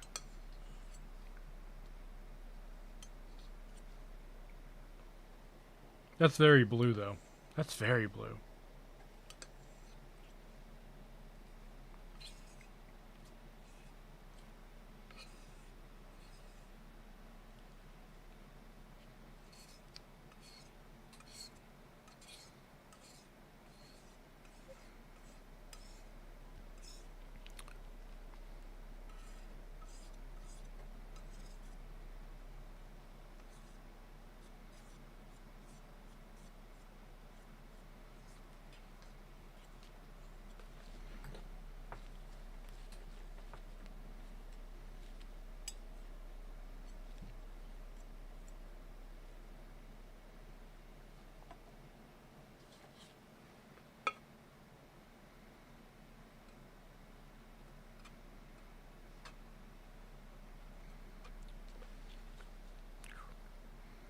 I did not mix that up enough.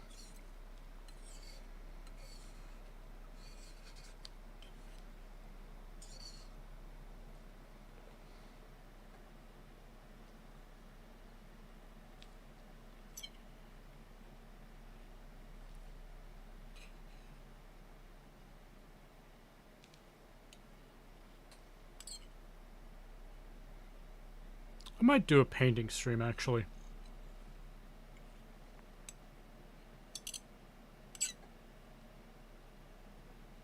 A lot of things I need to paint.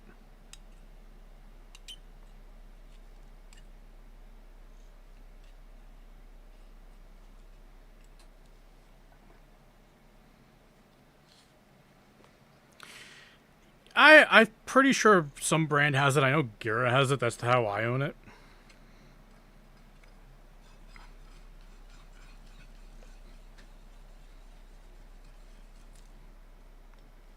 So I'm pretty sure some random brand will have it.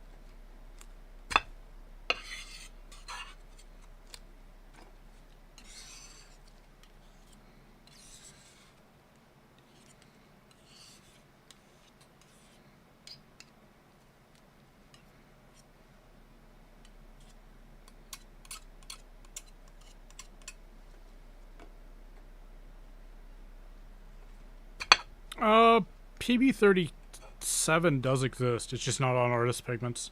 It's the same thing with PB50. They both do exist. They're just impossible to find any information of because they went extinct so long ago.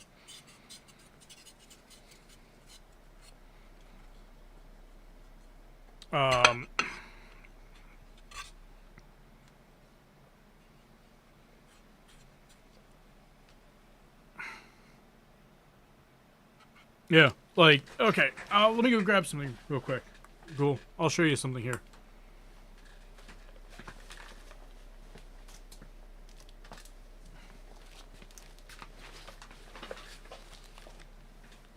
Okay. This is PR64-8. Look up PR64 on artistpigments.org. And then look it up as on Art is Creation.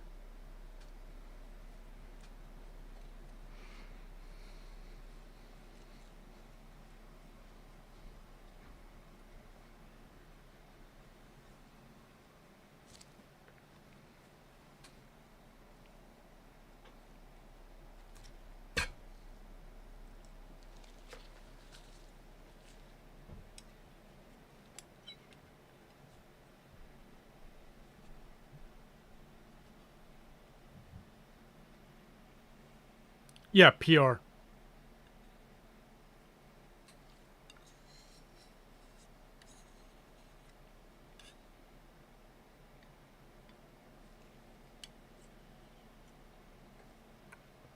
It's not on either one. It's not an artist pigment. It's a cosmetic pigment.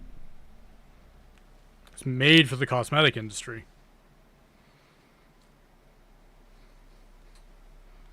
It's fugitive. It's not very good. It's a dye. 64.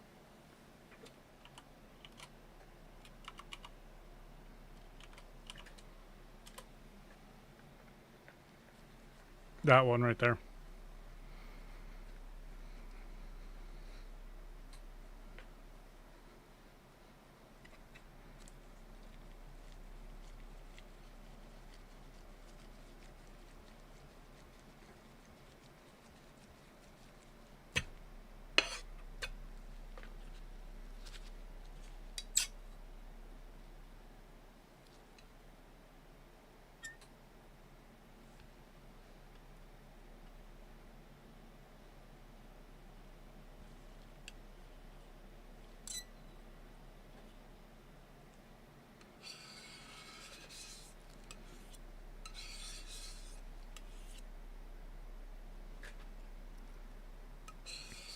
So, a lot of cosmetic pigments are going to be dye-based, not real pigments. They're going to be lake pigments a lot of time.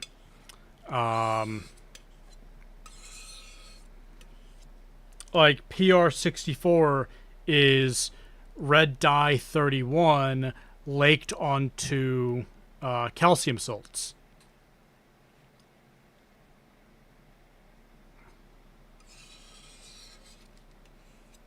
That's what makes it a pigment.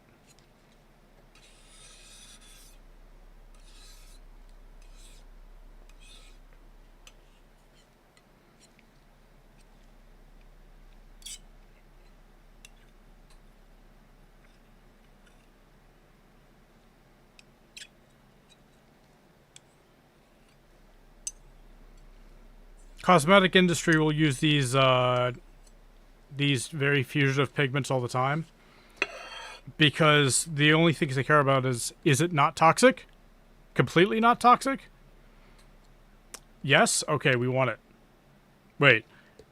Is it bright and vibrant? Yes. Okay, that's all we care about.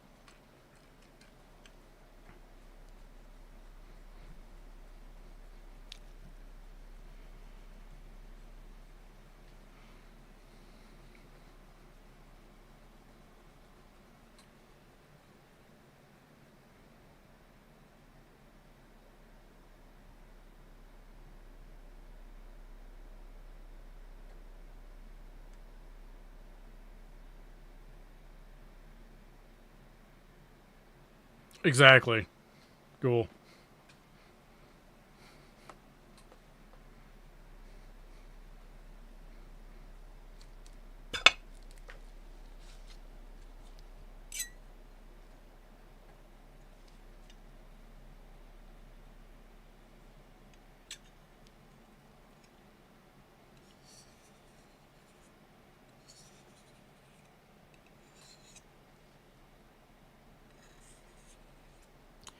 light fastness really only applies to the art industry and somewhat to the auto industry. The auto industry cares about light fastness, but not as much as artists do.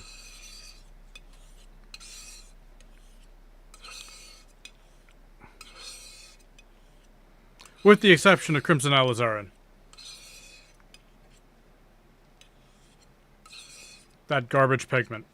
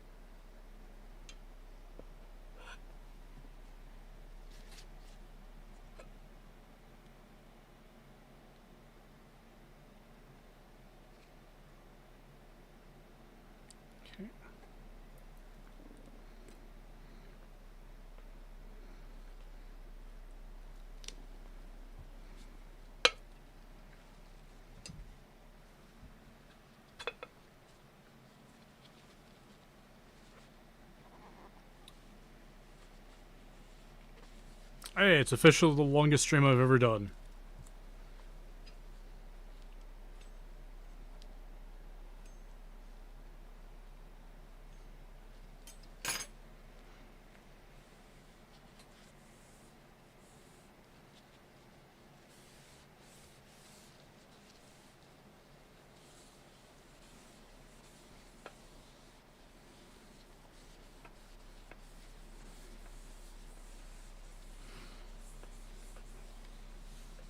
I plan on going quite a while tonight.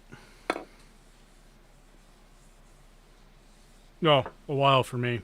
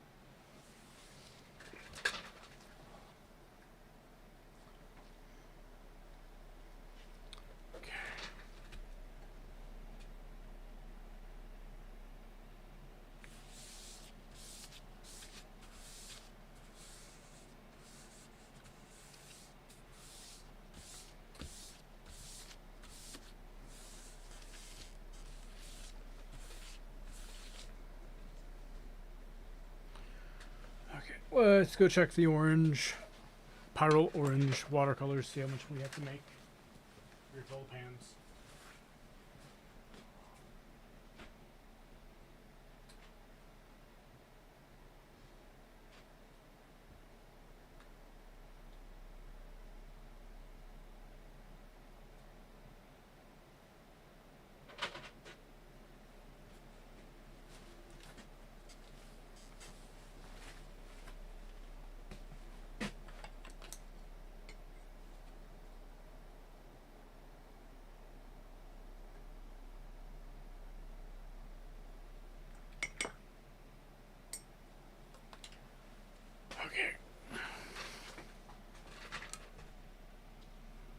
Welcome back, Yoden.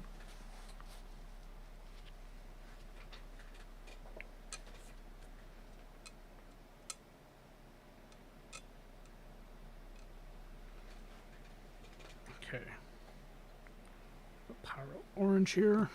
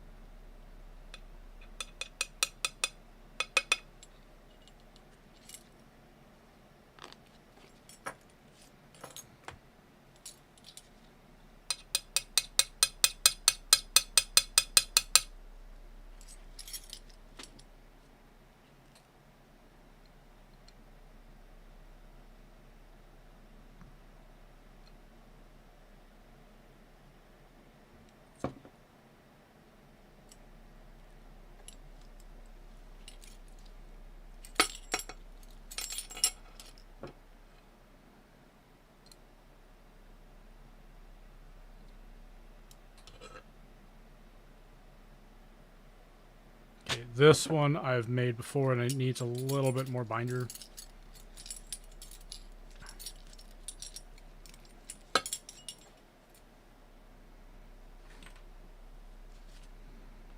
But it mixes up really easily.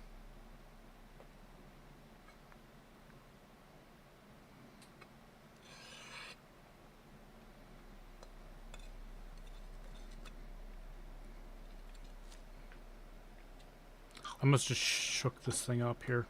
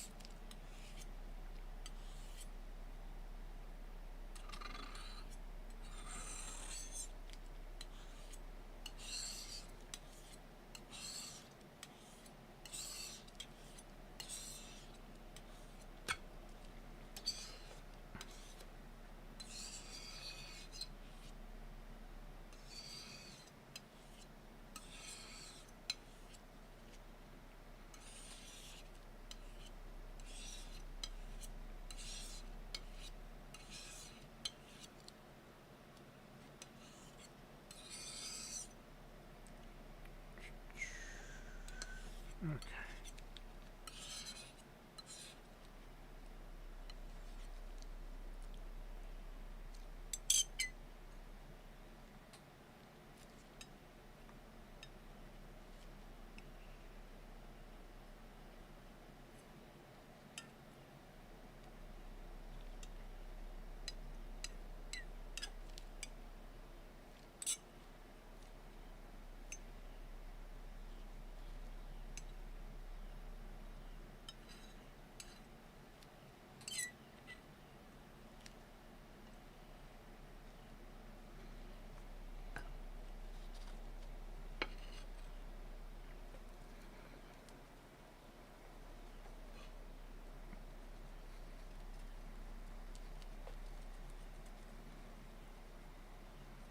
I need to get that Ko-Fi bot to shut up.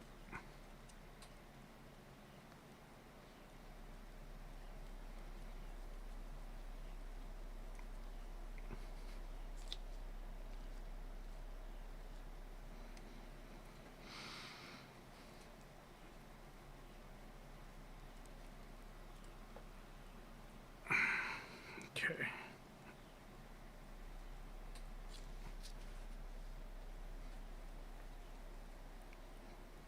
This doesn't make any sound. Fantastic.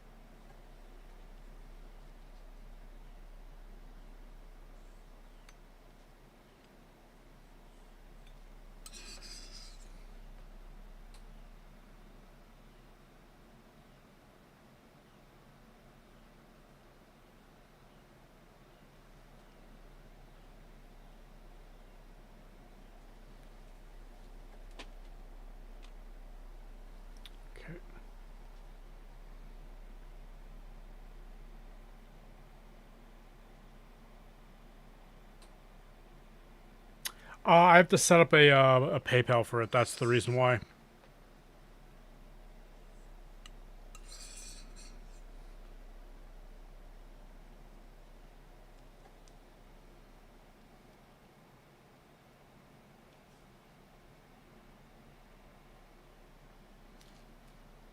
And I just haven't needed to yet, so. I will be setting a business one up for the paint company soonish because, yeah.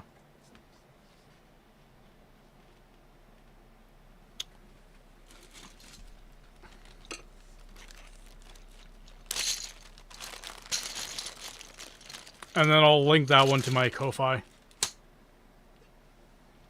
So I'm going to be selling under Ko-Fi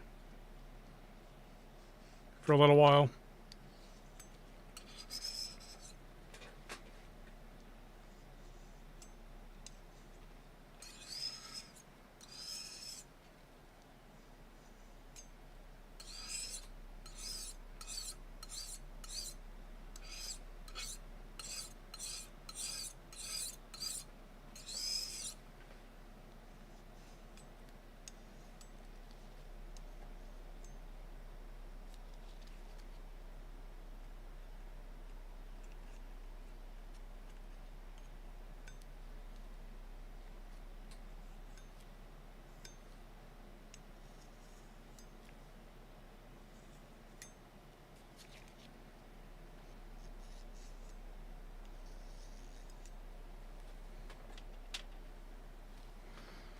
Perfect.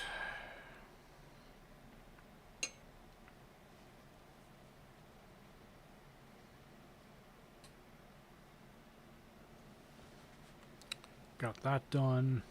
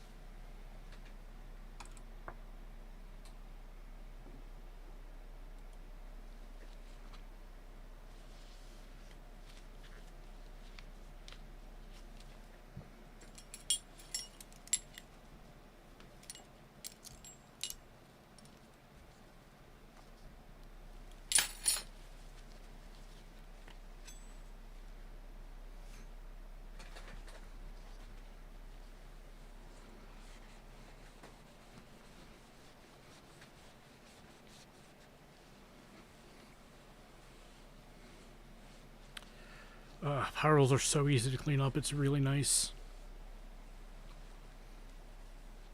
Thank you.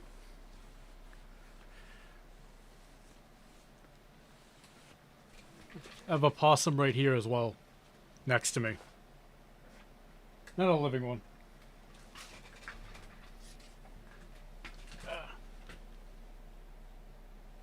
Just a stuffed one.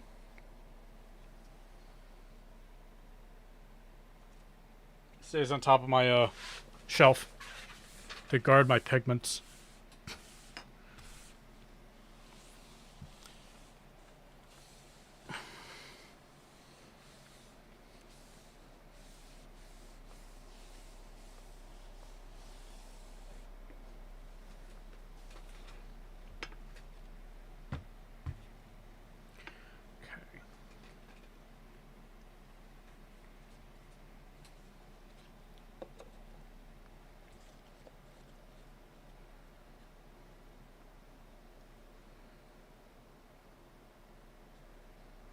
Not much of this bottle left, actually.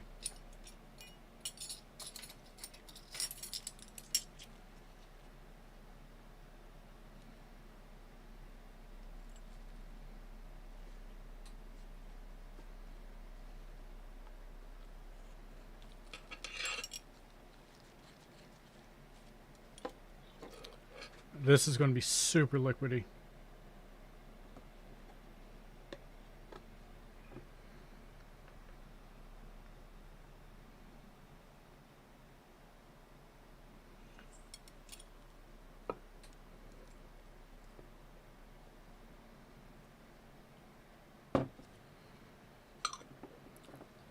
We're making a dispersion version here.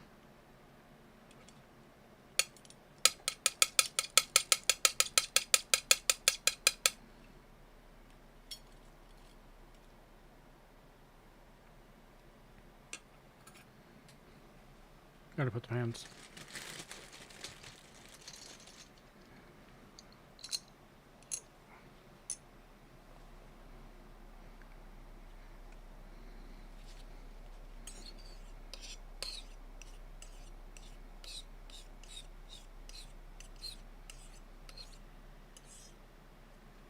Yep.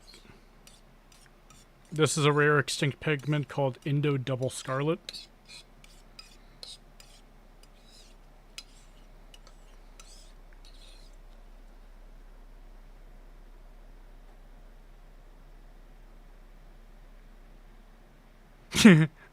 I might get another possum just to do that because that sounds funny.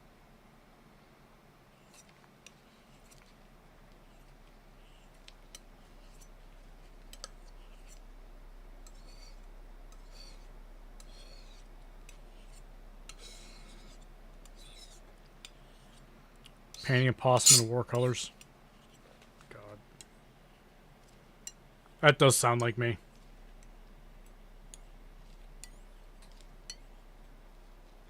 Welcome back, Joseph.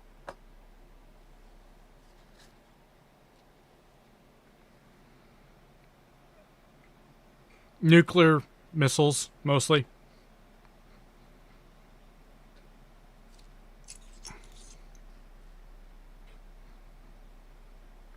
We need to nuclear arm the possums.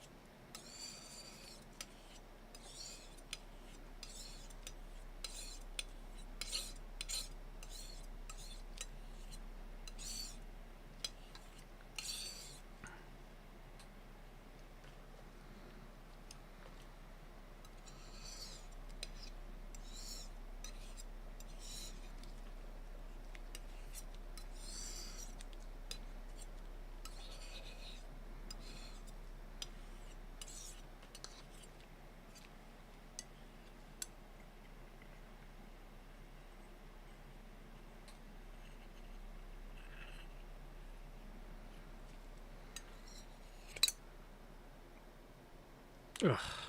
Damn it.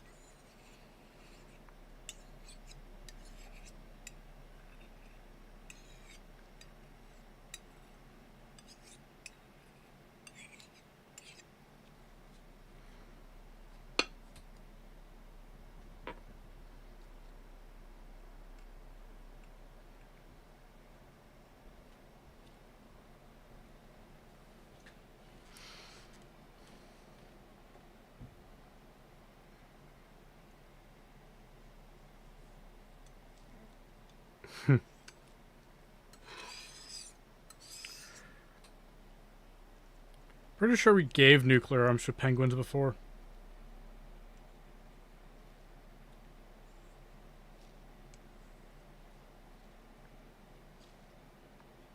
I know we keep giving them to fish. And groundhogs.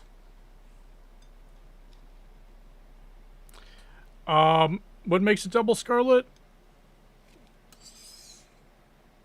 That is a good question. That's just what the name of the pigment is. It's a gorgeous pigment, though.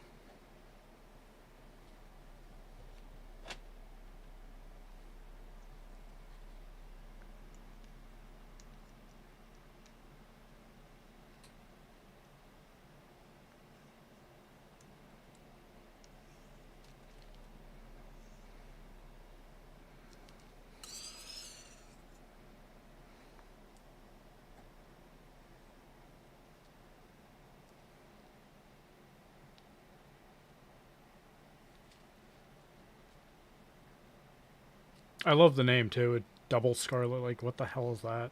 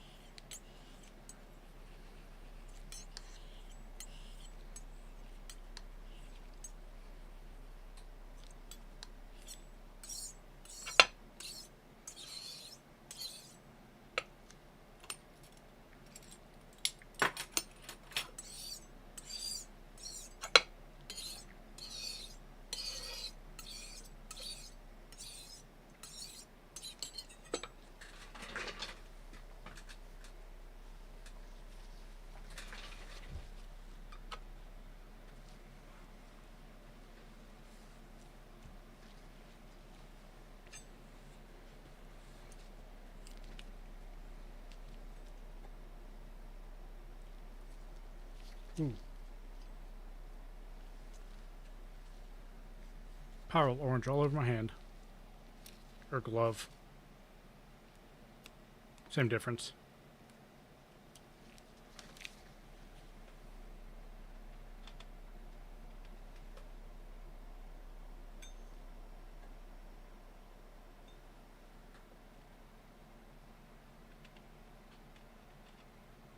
Yeah.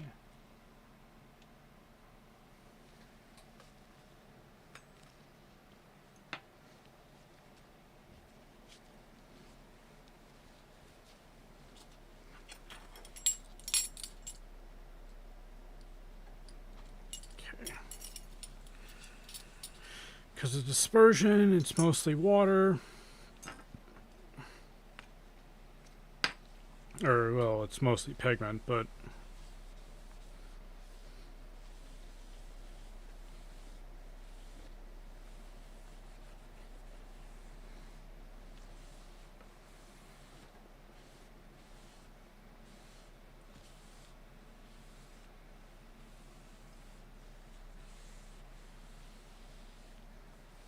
Okay.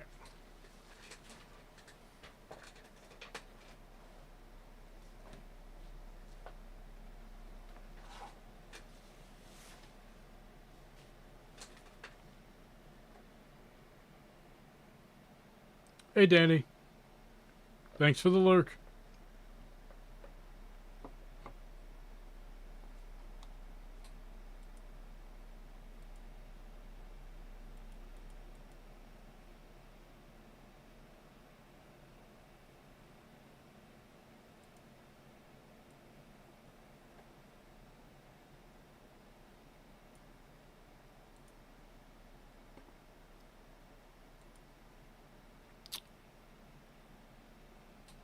Later, kitten.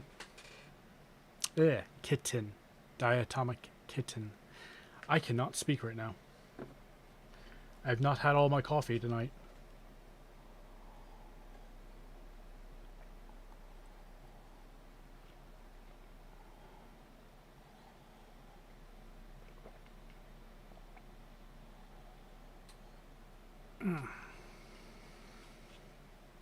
Want to try to make it 3 hours?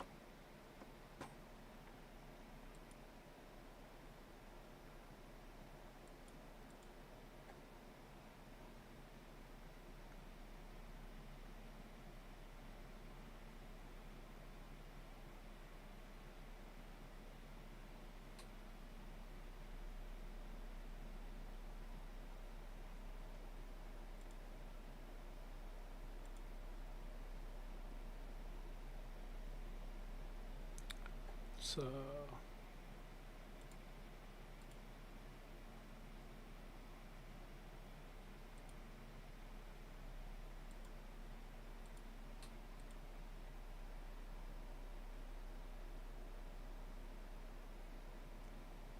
Ooh. You gonna turn that into paint, Lawrence?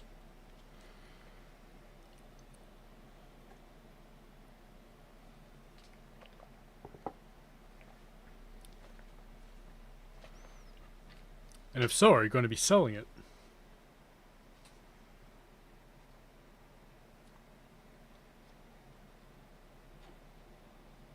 I'm just doing abominations right now. Those are Gara dispersions. I do not like the feel of dispersions, turning them into watercolor. Doing the raw pigment is so nicer. So much nicer.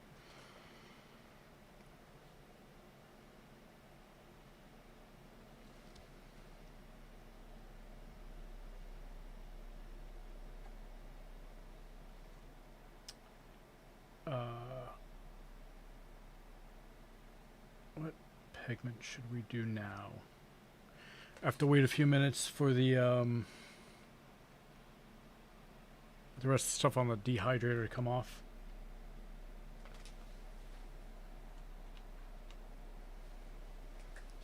Should probably fill up these pans because they are down in the dirt.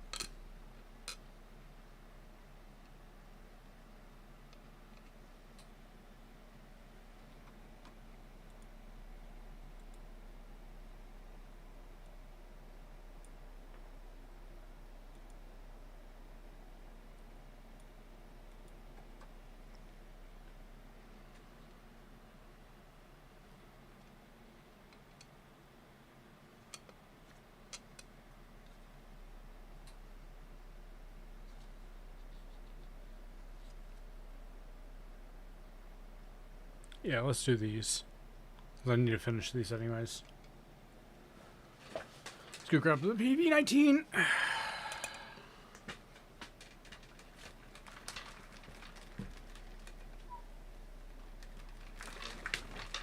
Big old can of PV19.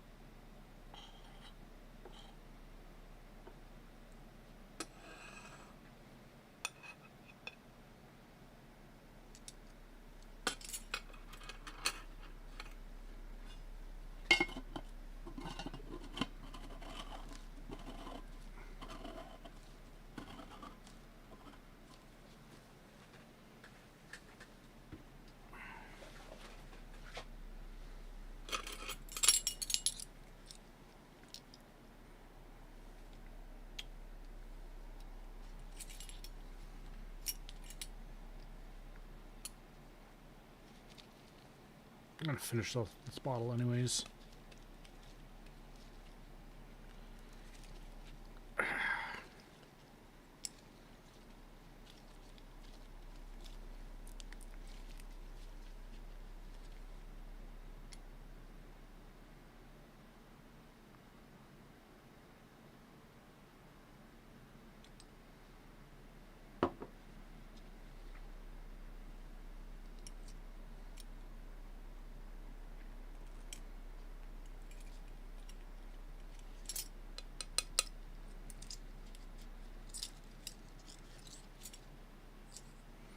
So glad I bought mixing cups or measuring cups.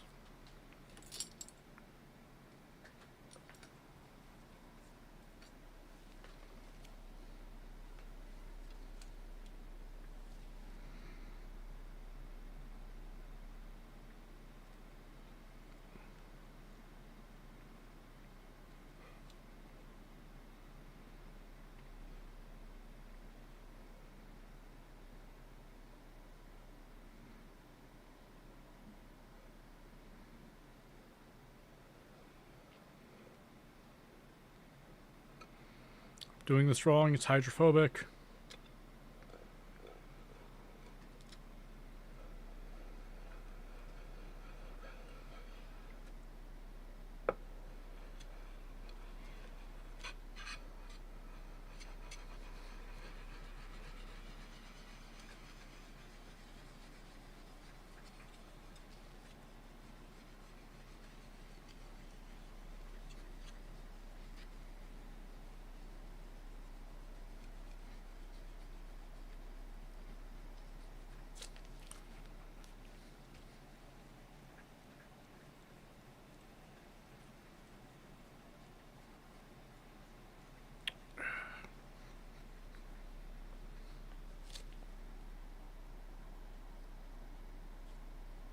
dust all over these for some reason.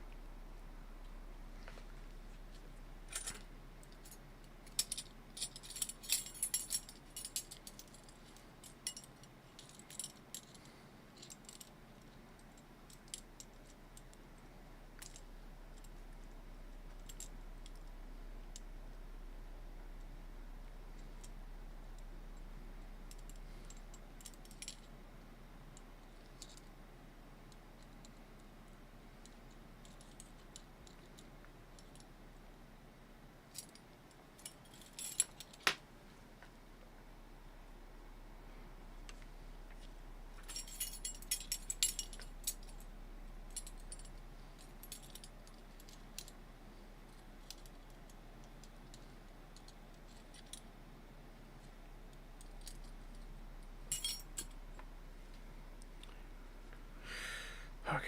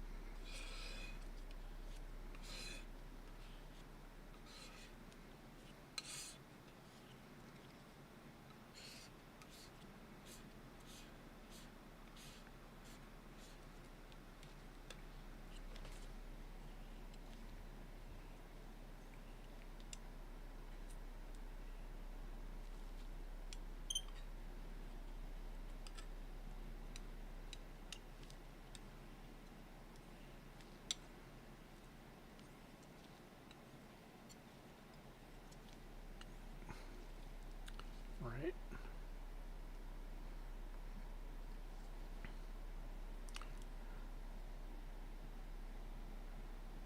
I'm streaming. Neat.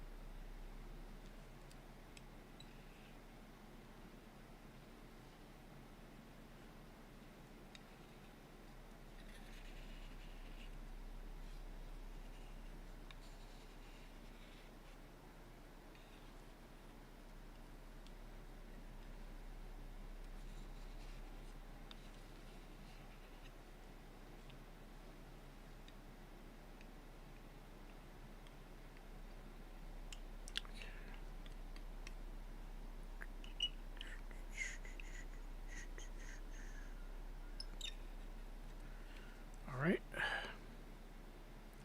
That's plenty of ground. Yeah, that's plenty of ground.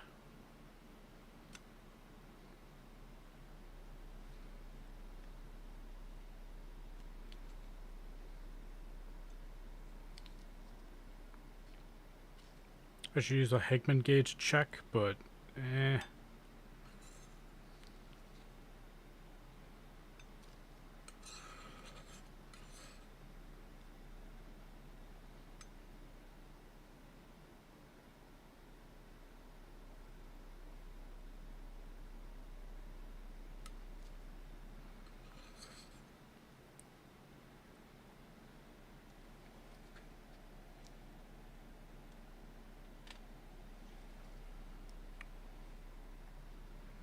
Yeah, this is just PV19.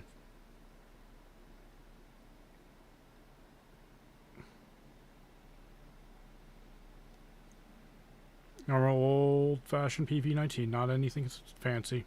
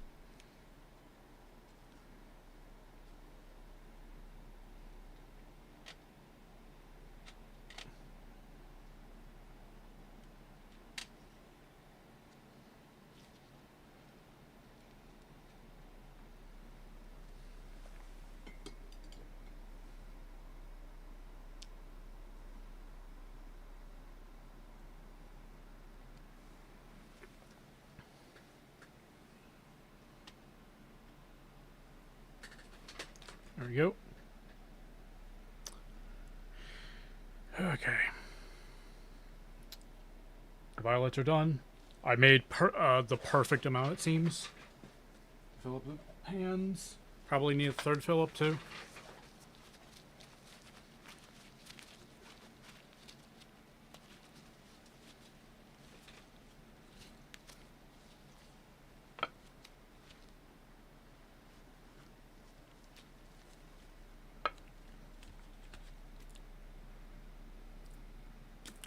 Time to make some mica.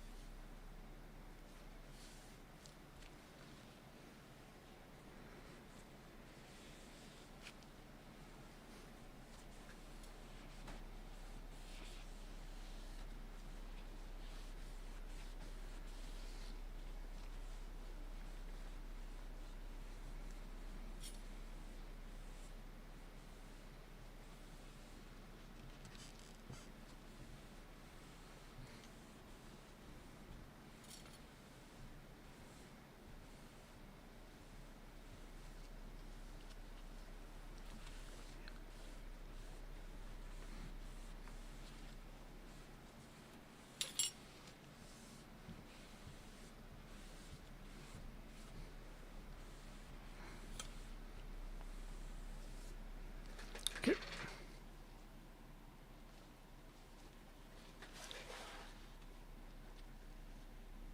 See you later. And one day you'll have to teach me how to pronounce your name correctly. Because I will 100% try.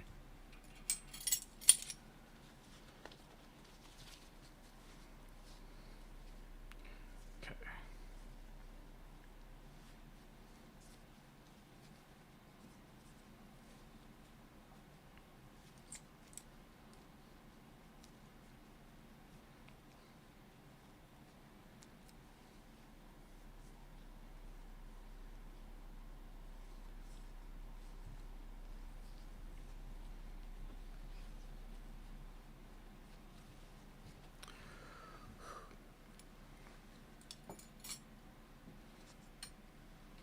Okay. Let me go grab the pan of mica real quick.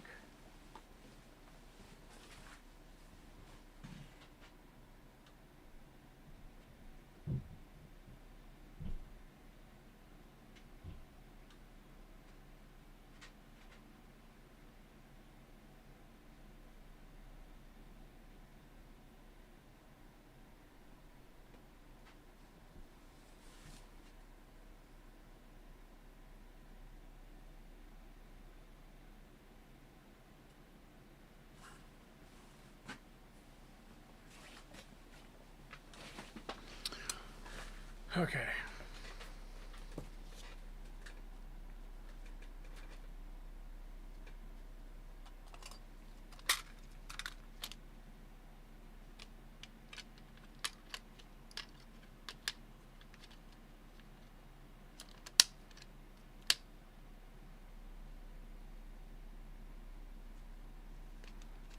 That's what we have currently.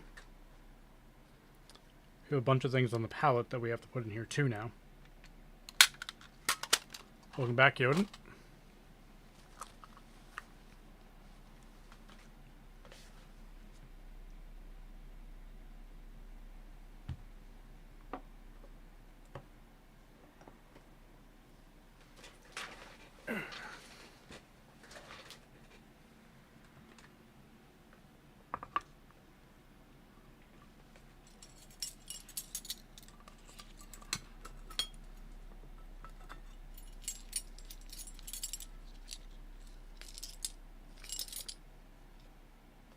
Yep, it is metallic watercolor.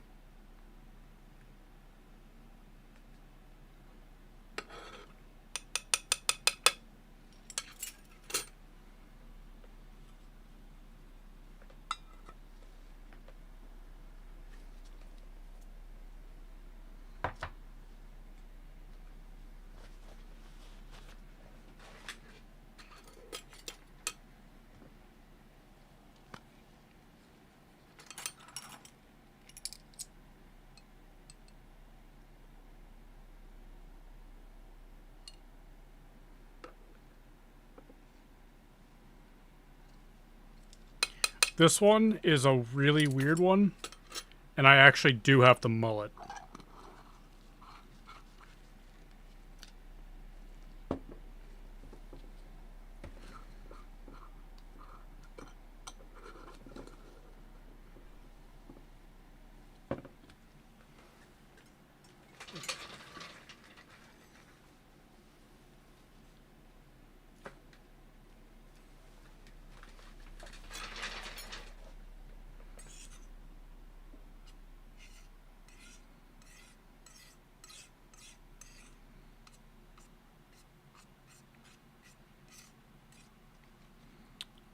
You need to mix it up a little bit first because it is hydrophobic.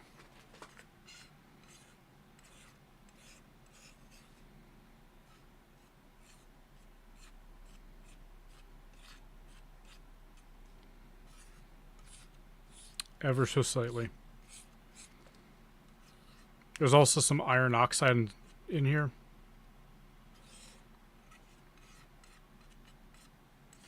Or carbon black, I should say.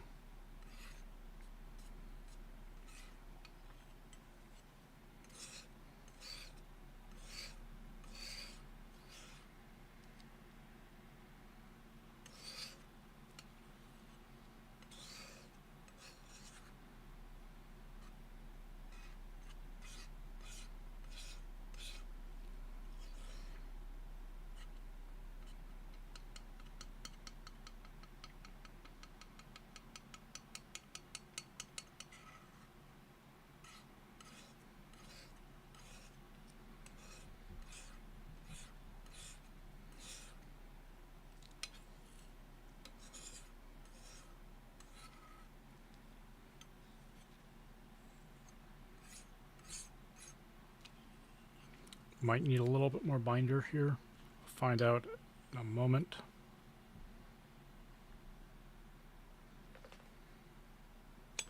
Pretend like the violet isn't there.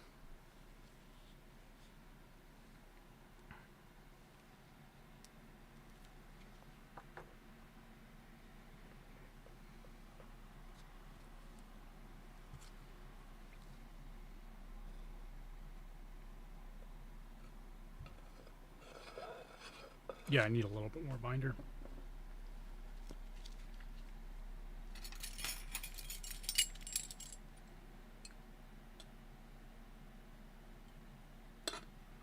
That much should do.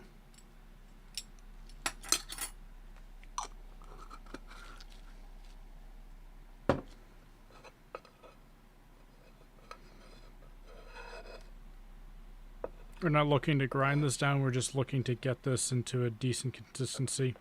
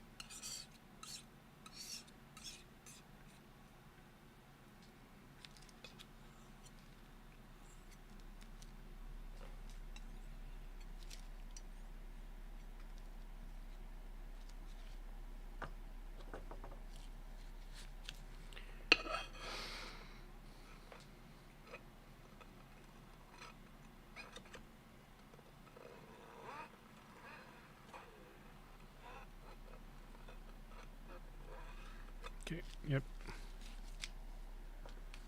That's good.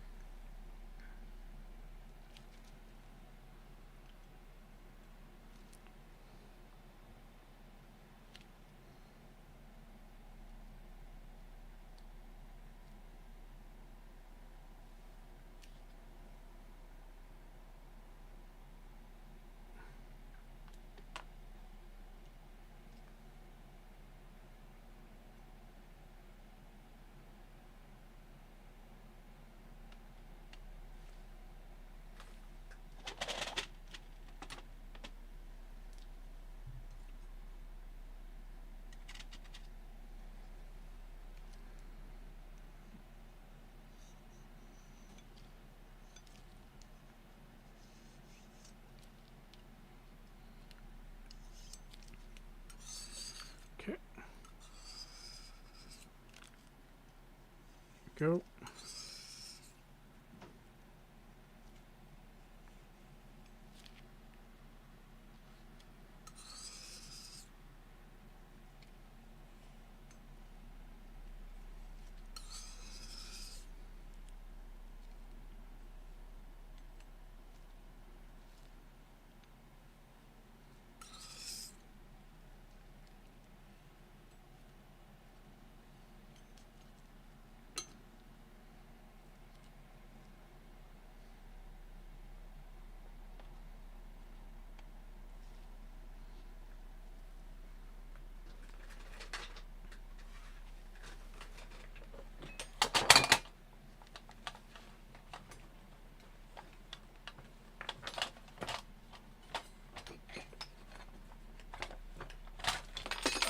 Ah.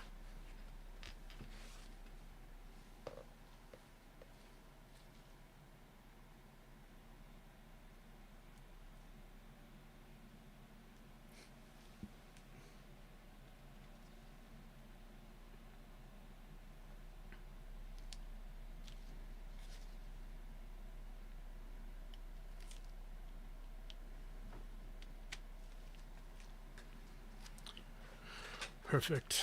Okay. And now I'm gonna wash this off in the sink.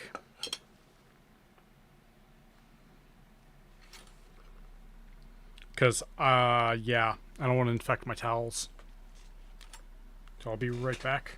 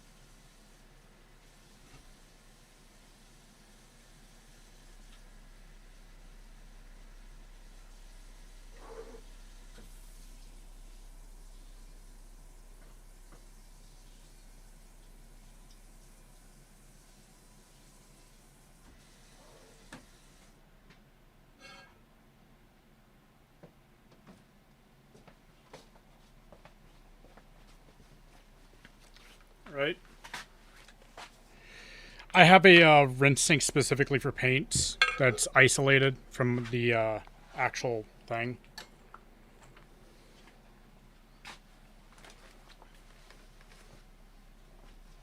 It basically drains off into a bucket.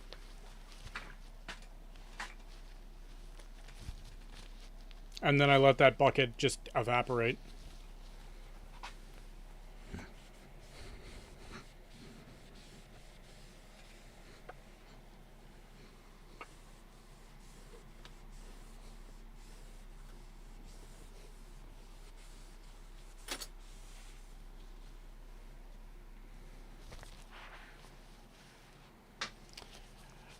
Why do I know so much about paint? Because I make paint for a living.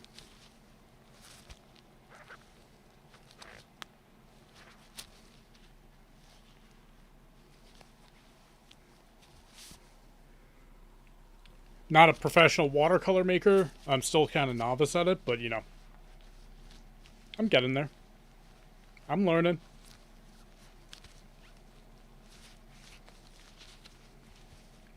This stream is educational for me too, because I'm learning all about the absorbency rates of different pigments with watercolor binder.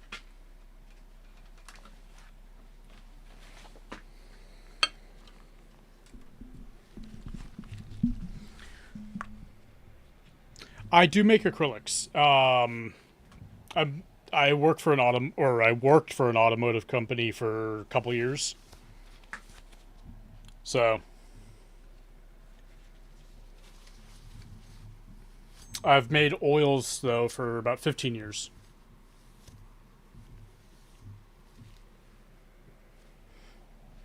Part of that is work, part of that is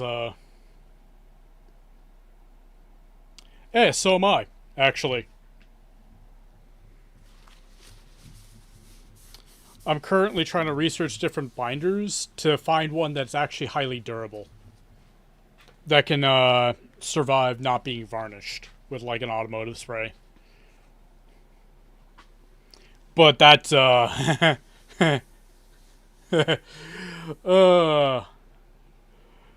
it's either going to be toxic or impossible, it seems. But I'll figure out a way. At least something that's higher resin content for the binder. Something a little bit more durable.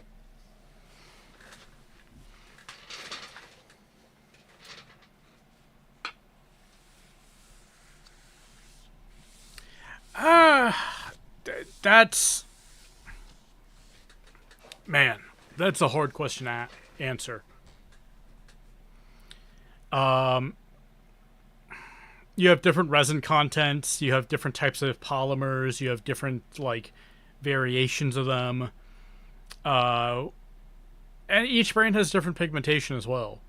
Like, when you get to the top end, yeah, they're all going to be very similar, but, you know, some companies might add a little bit of gloss in their into their paint. Some might add a little bit of matte agent in their paint, just to like unify sheens and whatnot. Some won't do that so that they can show the natural pigment sheen. But yeah, like the top end of paint, it's all very similar. Because there isn't really that much you can do with paint at the top end.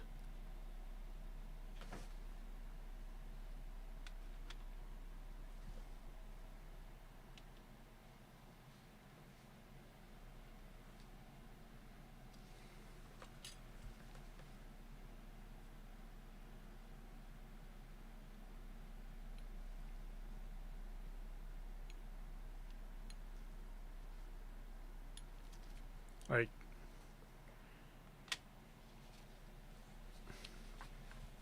yeah, like there's a lot to it, and binder does come down to like the major differences between the top end brands. So, but I can't get into a lot of that without either A, knowing trade secrets, which I don't know, or B, breaching trade secrets, which I may or may not know. And that's the problem with talking about acrylics at the high end as well. Because it's all trade secret and it's annoying. So you can't actually find good, reliable information out there without going through a bunch of research documents and trying to find, like, things. And then next thing you know, you're making emulsion paint that's neem oil and acrylic polymers, and you're like, why the hell am I doing this?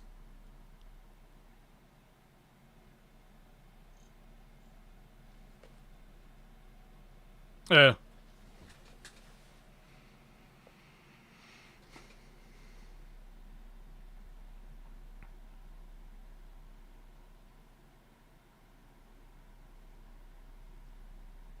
Each brand also uses different suppliers, and each supplier has a different color to the pigment.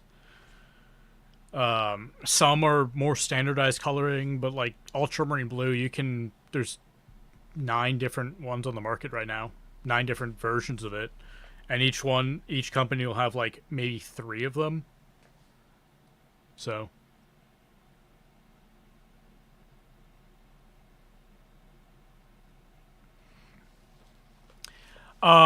that's entirely up to you. I personally would stick to the artist stuff and learn how to mix your own, which would also in turn save money, but that also can slow down the painting process as well. So if you are trying to just learn to paint as a whole, um, mixing the two is your best option. Get a couple colors here, get a couple colors there, but you don't need to buy an entire range. So that's kind of what I do. I have some hobby paints I do like, but I'm not like, you know, how should I put it?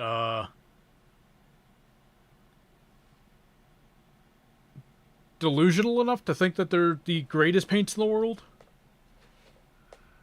They're okay. They're not the best paints. They work. They're fine. They're functional.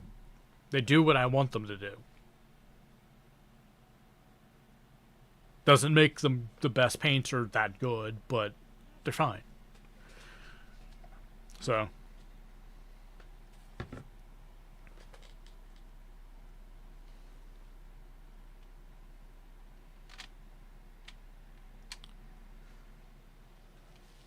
okay. What color should we make now? Uh, yeah, ChatGPT won't have really any info on acrylic paint. Your best bet on the chemical side is going to be the BASF handbook, which is how all acrylic paints start. Is they start from the BASF standardized house paint recipe, and then they evolve from there. They change the polymers up a little bit, but that's going to be your really bog standard acrylic binder.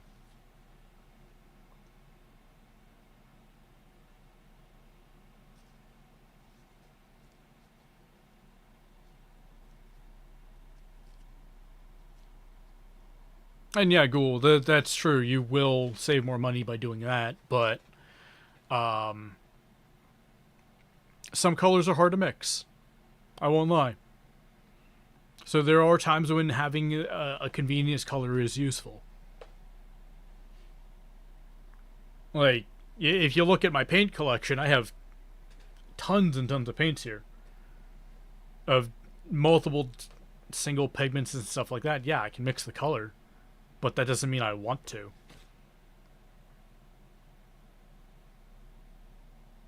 So, like, I have an ink rack here that's what? How many inks are on here? 9 per row. 6 rows. That's just one rack of different single pigments. Oh, yeah, there's a couple convenience colors in there, like sap green and which I rarely use, but when I need it, I need it.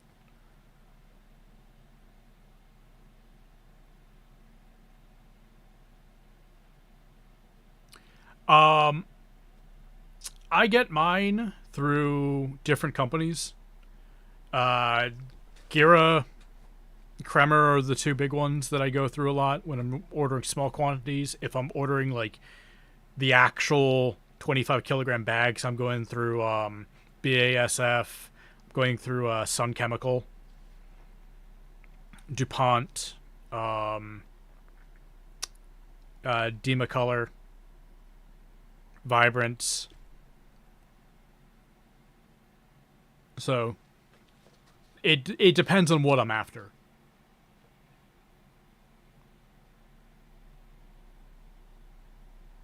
Yeah, it's very expensive, but you also don't use that much paint. Use more than you think you do, but you don't use that much paint at the same time. Like, those hobby paints can last you a long time, depending on how often you're using the color. But, yeah. That was on the job, and I'm about to start buying a couple of them for the new company.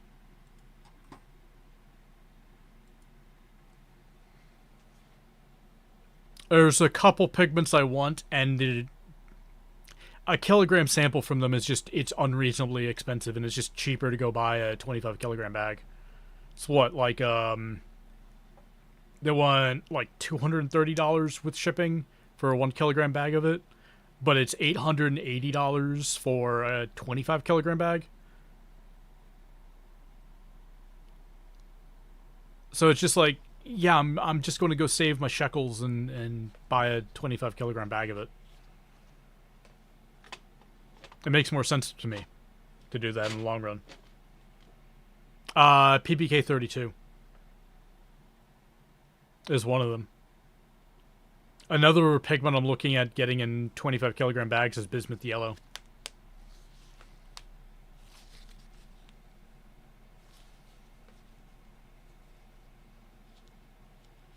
I think it was $880 they wanted for the 25 kilogram bag. It might have been like $1,100. I have to check the emails again. I might be mixing it up with the phthalocyan that I found.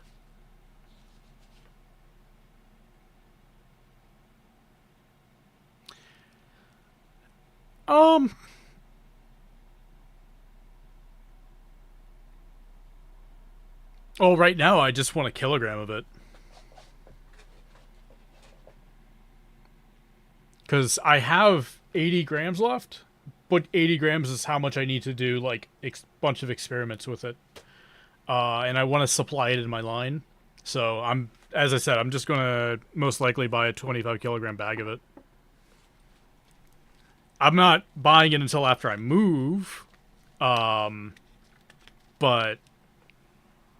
yeah.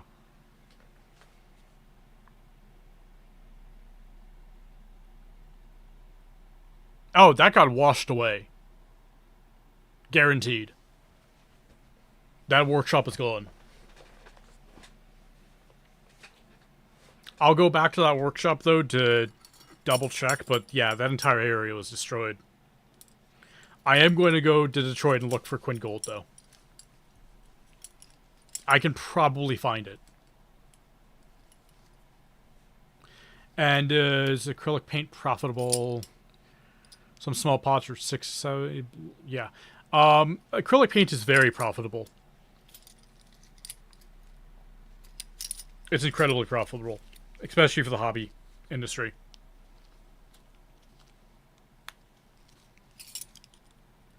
The profit margins on it are nuts. Your pigmentation for the hobby is very low, and the pigment is where a lot of the cost comes from, right? But you're shortchanging it. You're doing like a 15% to 20% pigment load instead of doing, like, you know, some pigments want a 36 to 40% pigment load in an acrylic binder. You're shortchanging that, and then just kind of, you know, averaging out at about 15%.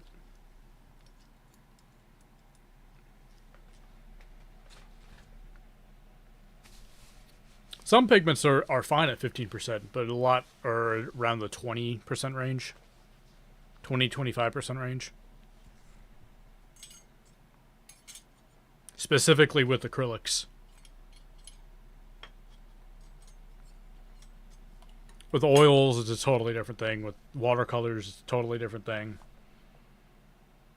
Yeah. Even if you're doing correctly made, like artist grade stuff for the hobby, you're upcharging it still. Like, once my company is online, I'm going to probably be selling the bottles for $6 myself for a 20 ml, which I don't like, but you know,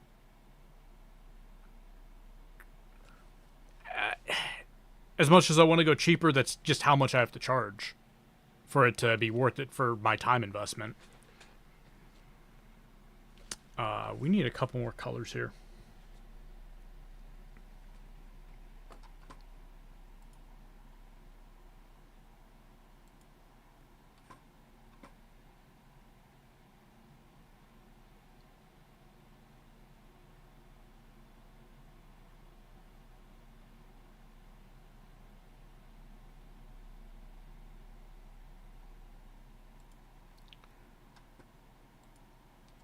Let's make one more color.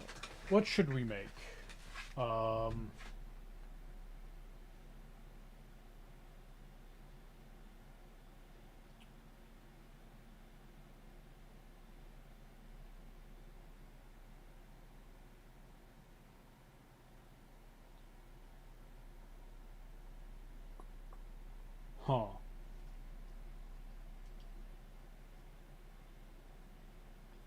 You have that. Ah, I found the burnt umber I was looking for, though.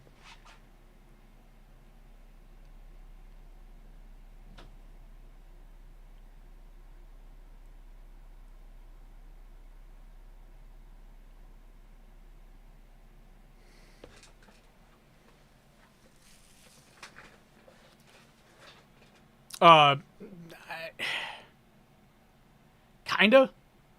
It's so. I'm not gonna say they're overpricing. Games Workshop is overpricing, specifically Games Workshop, though. But it's a niche hobby. There's not that much profit in it, so they're upcharging a lot because the profit margin, they need to have a super high profit margin for it to make sense for a company. So the pricing makes sense to me, but it's still very expensive paint. And a lot of research does go into making convenience colors and getting these ranges that fit. And then you have Army Painter, who just throws white into their paint now to make it more opaque. You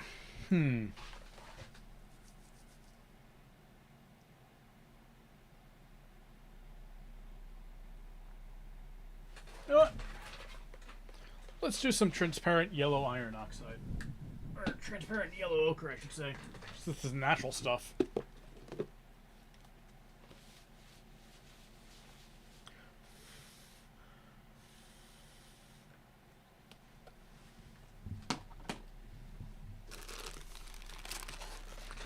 I haven't ever actually made this into watercolor. I have a kilogram of it. Here.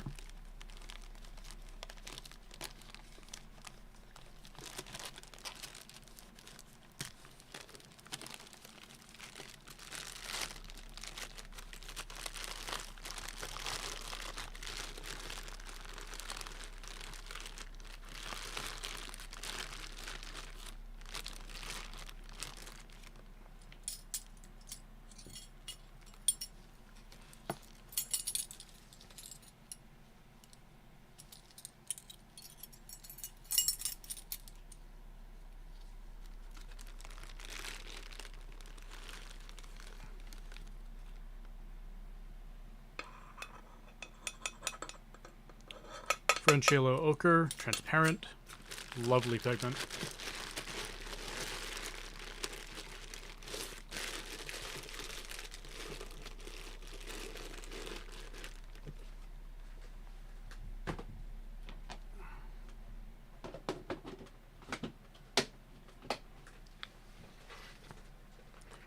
Okay. And once we're done with this pigment, we're going to call it a day.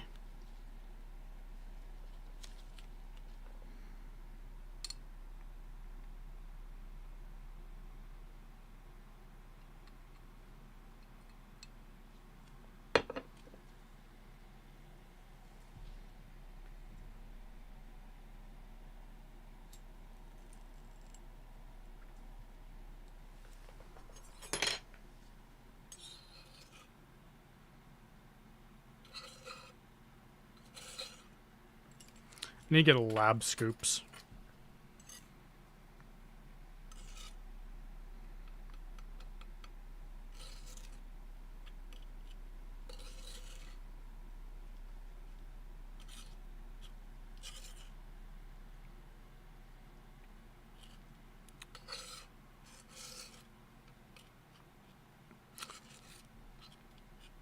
Yeah, we can do a pigment tour. You probably have all the pigments I have.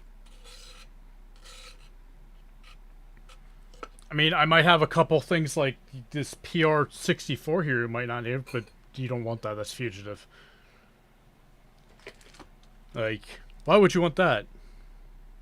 This rusty can from Gera.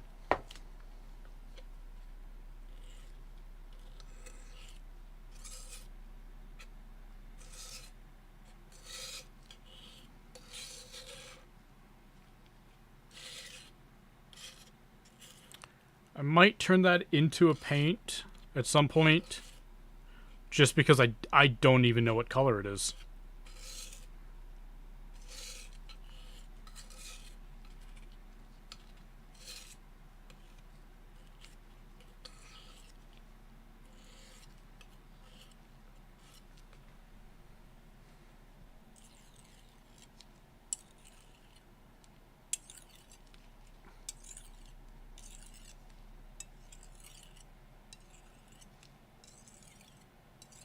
I know what it is chemically.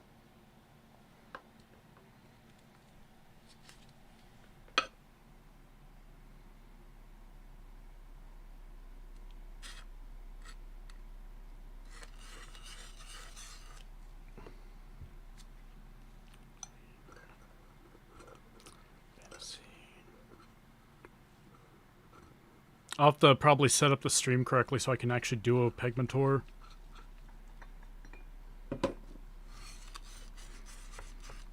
Because I can't actually, my pigments are on the other side of my apartment. So I'll have to drag everything over here at some point. I'll do it next stream, actually. Pigment tour.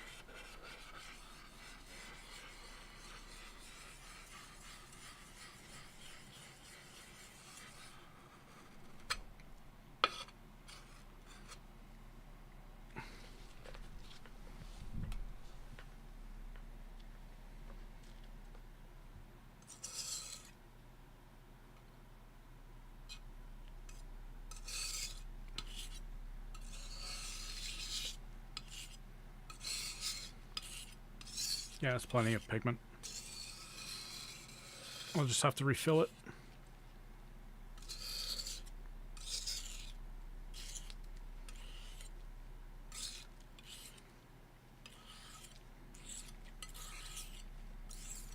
This is not as transparent as they claim.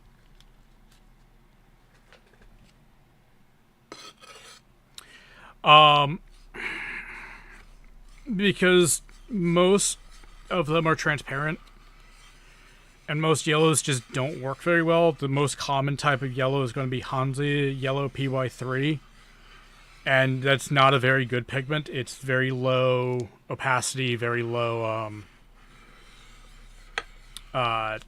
tint strength for yellow. A lot of the other better transparent yellows have higher tint strengths. It's like, I think, medium tint strength in reality.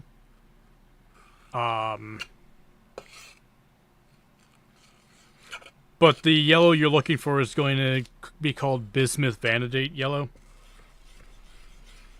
It's just very expensive. But one coat's black. and it's bright.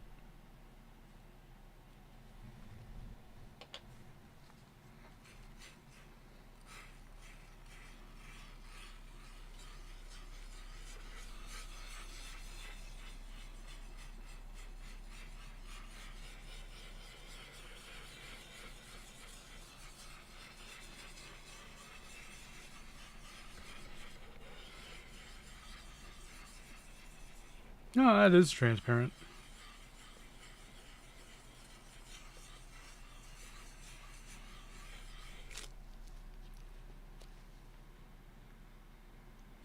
Oh, 100% cadmium.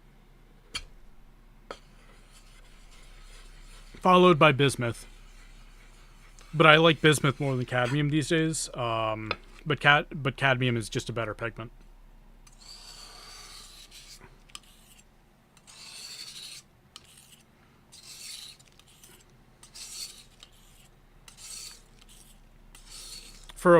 For transparency though, I like quinophalone a lot. Quinophalone is good. Benzimidazolone yellow is also pretty good.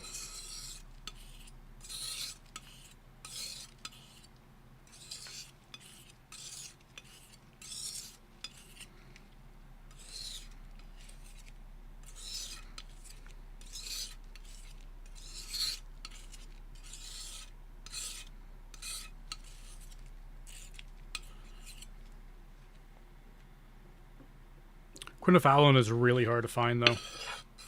I believe Holbein does it. Holbein? Yeah, Holbein. PY 138. Their primary yellow is quinophalone yellow.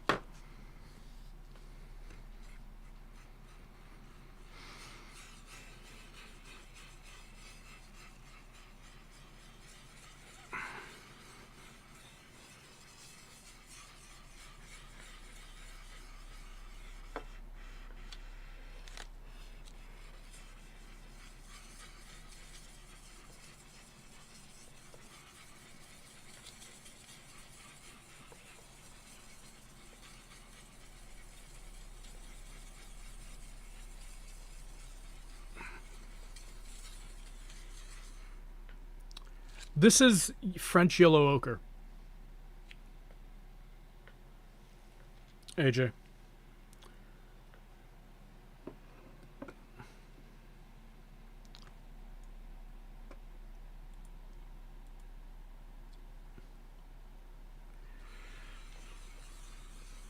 Okay.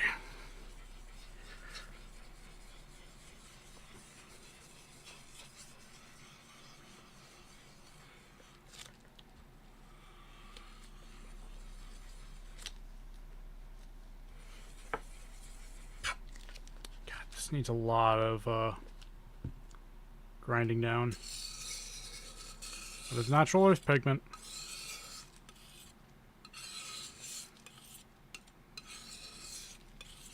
At least it won't be a nightmare to clean up like the synthetic ones.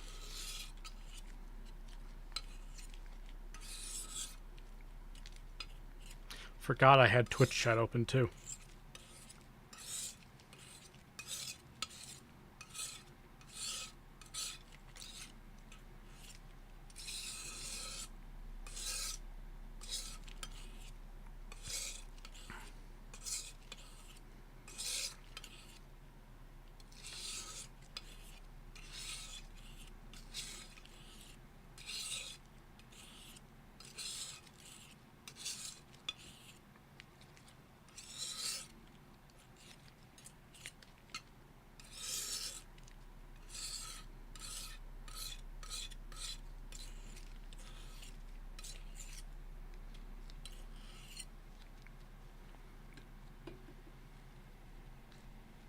Alright, see you later.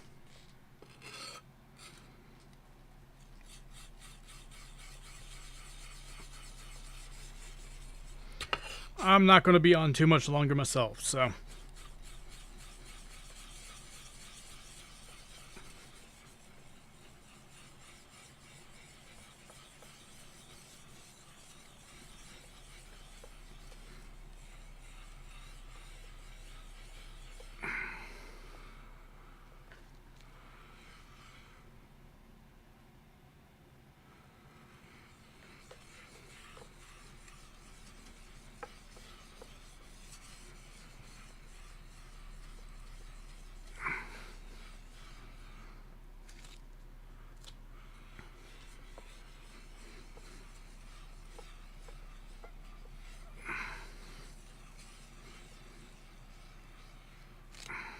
Ugh.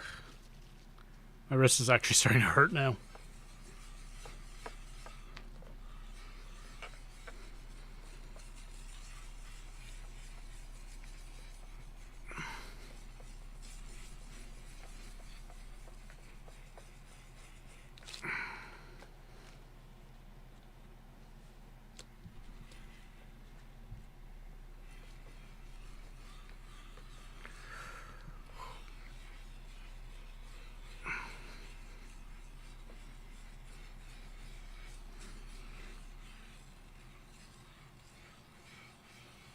Yep, that's the sound change we're looking for.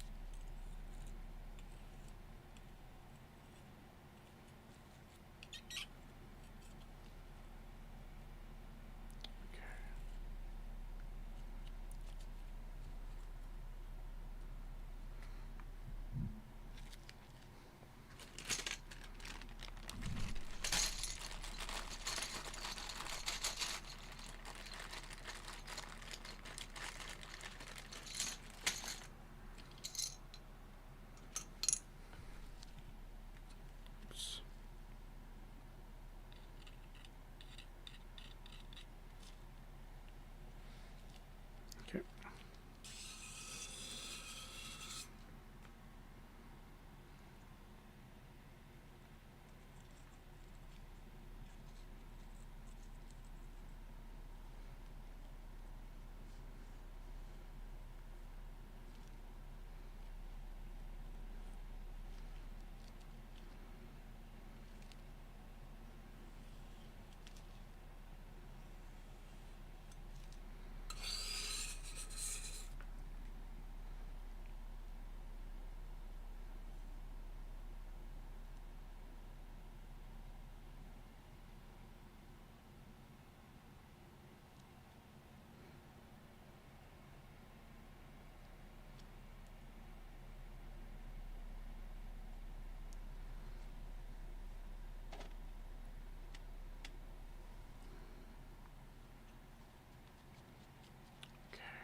Let's see.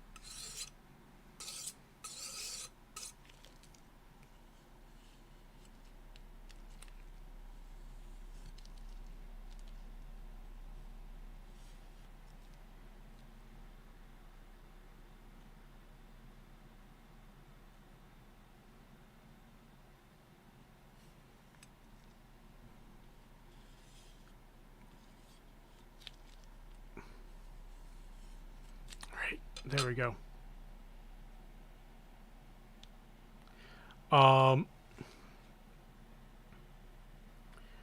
My opinion on that,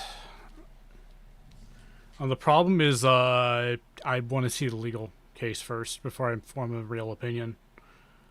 I know.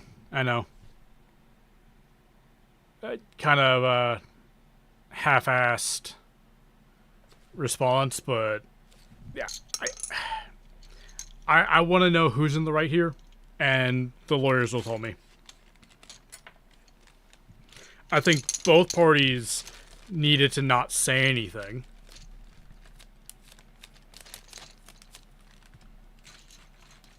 It would have been much better if they didn't say anything.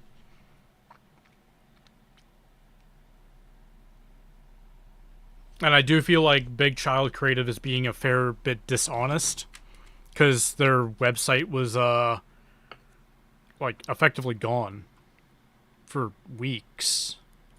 Is it still gone? Check.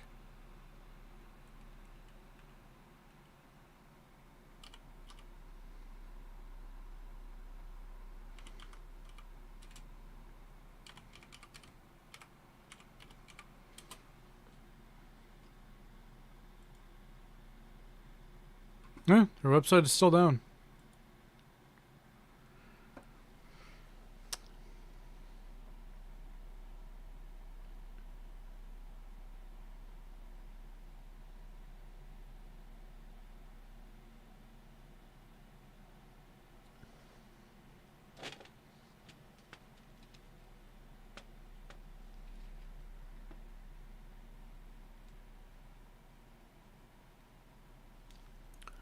So.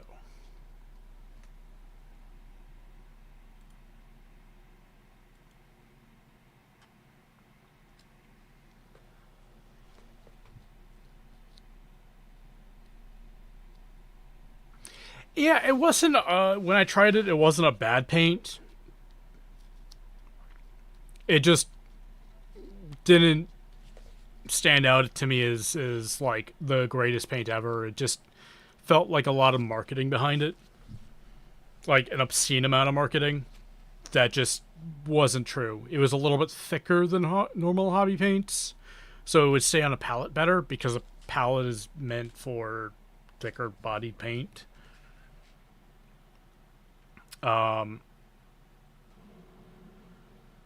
It was okay. It was fine. It worked out fine. I'll probably have a review on it soon. I just have to go pick up the actual set of it myself, because I want to review their primary set to see if it actually is a primary set. If it's not a real primary set, that'll affect overall score. And by that I mean they need to have magenta in there, not just red, blue, and yellow, because those aren't primaries for paint. That's psychological primaries.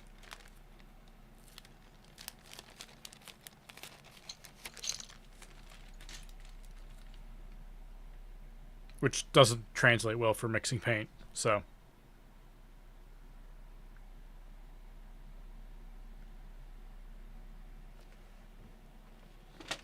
Anyways, that's where we're going to call this stream. Thanks for joining me.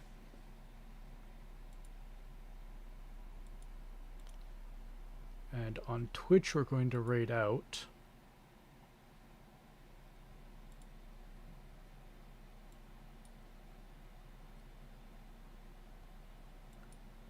Should we raid?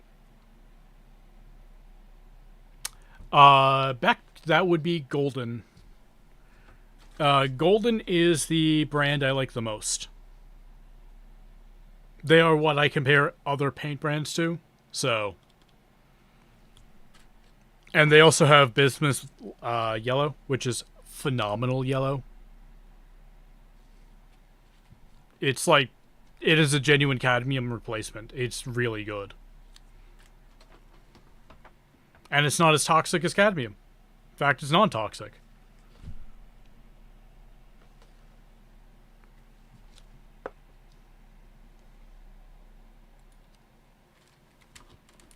Okay.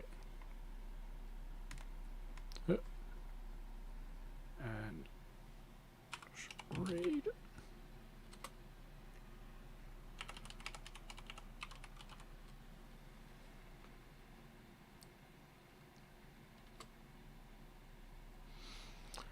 Right. Have a good night, everyone. I'll probably be back next week to make paint. I probably will do acrylics or oils next week, actually. I might do oils. Right? Yep. Good night.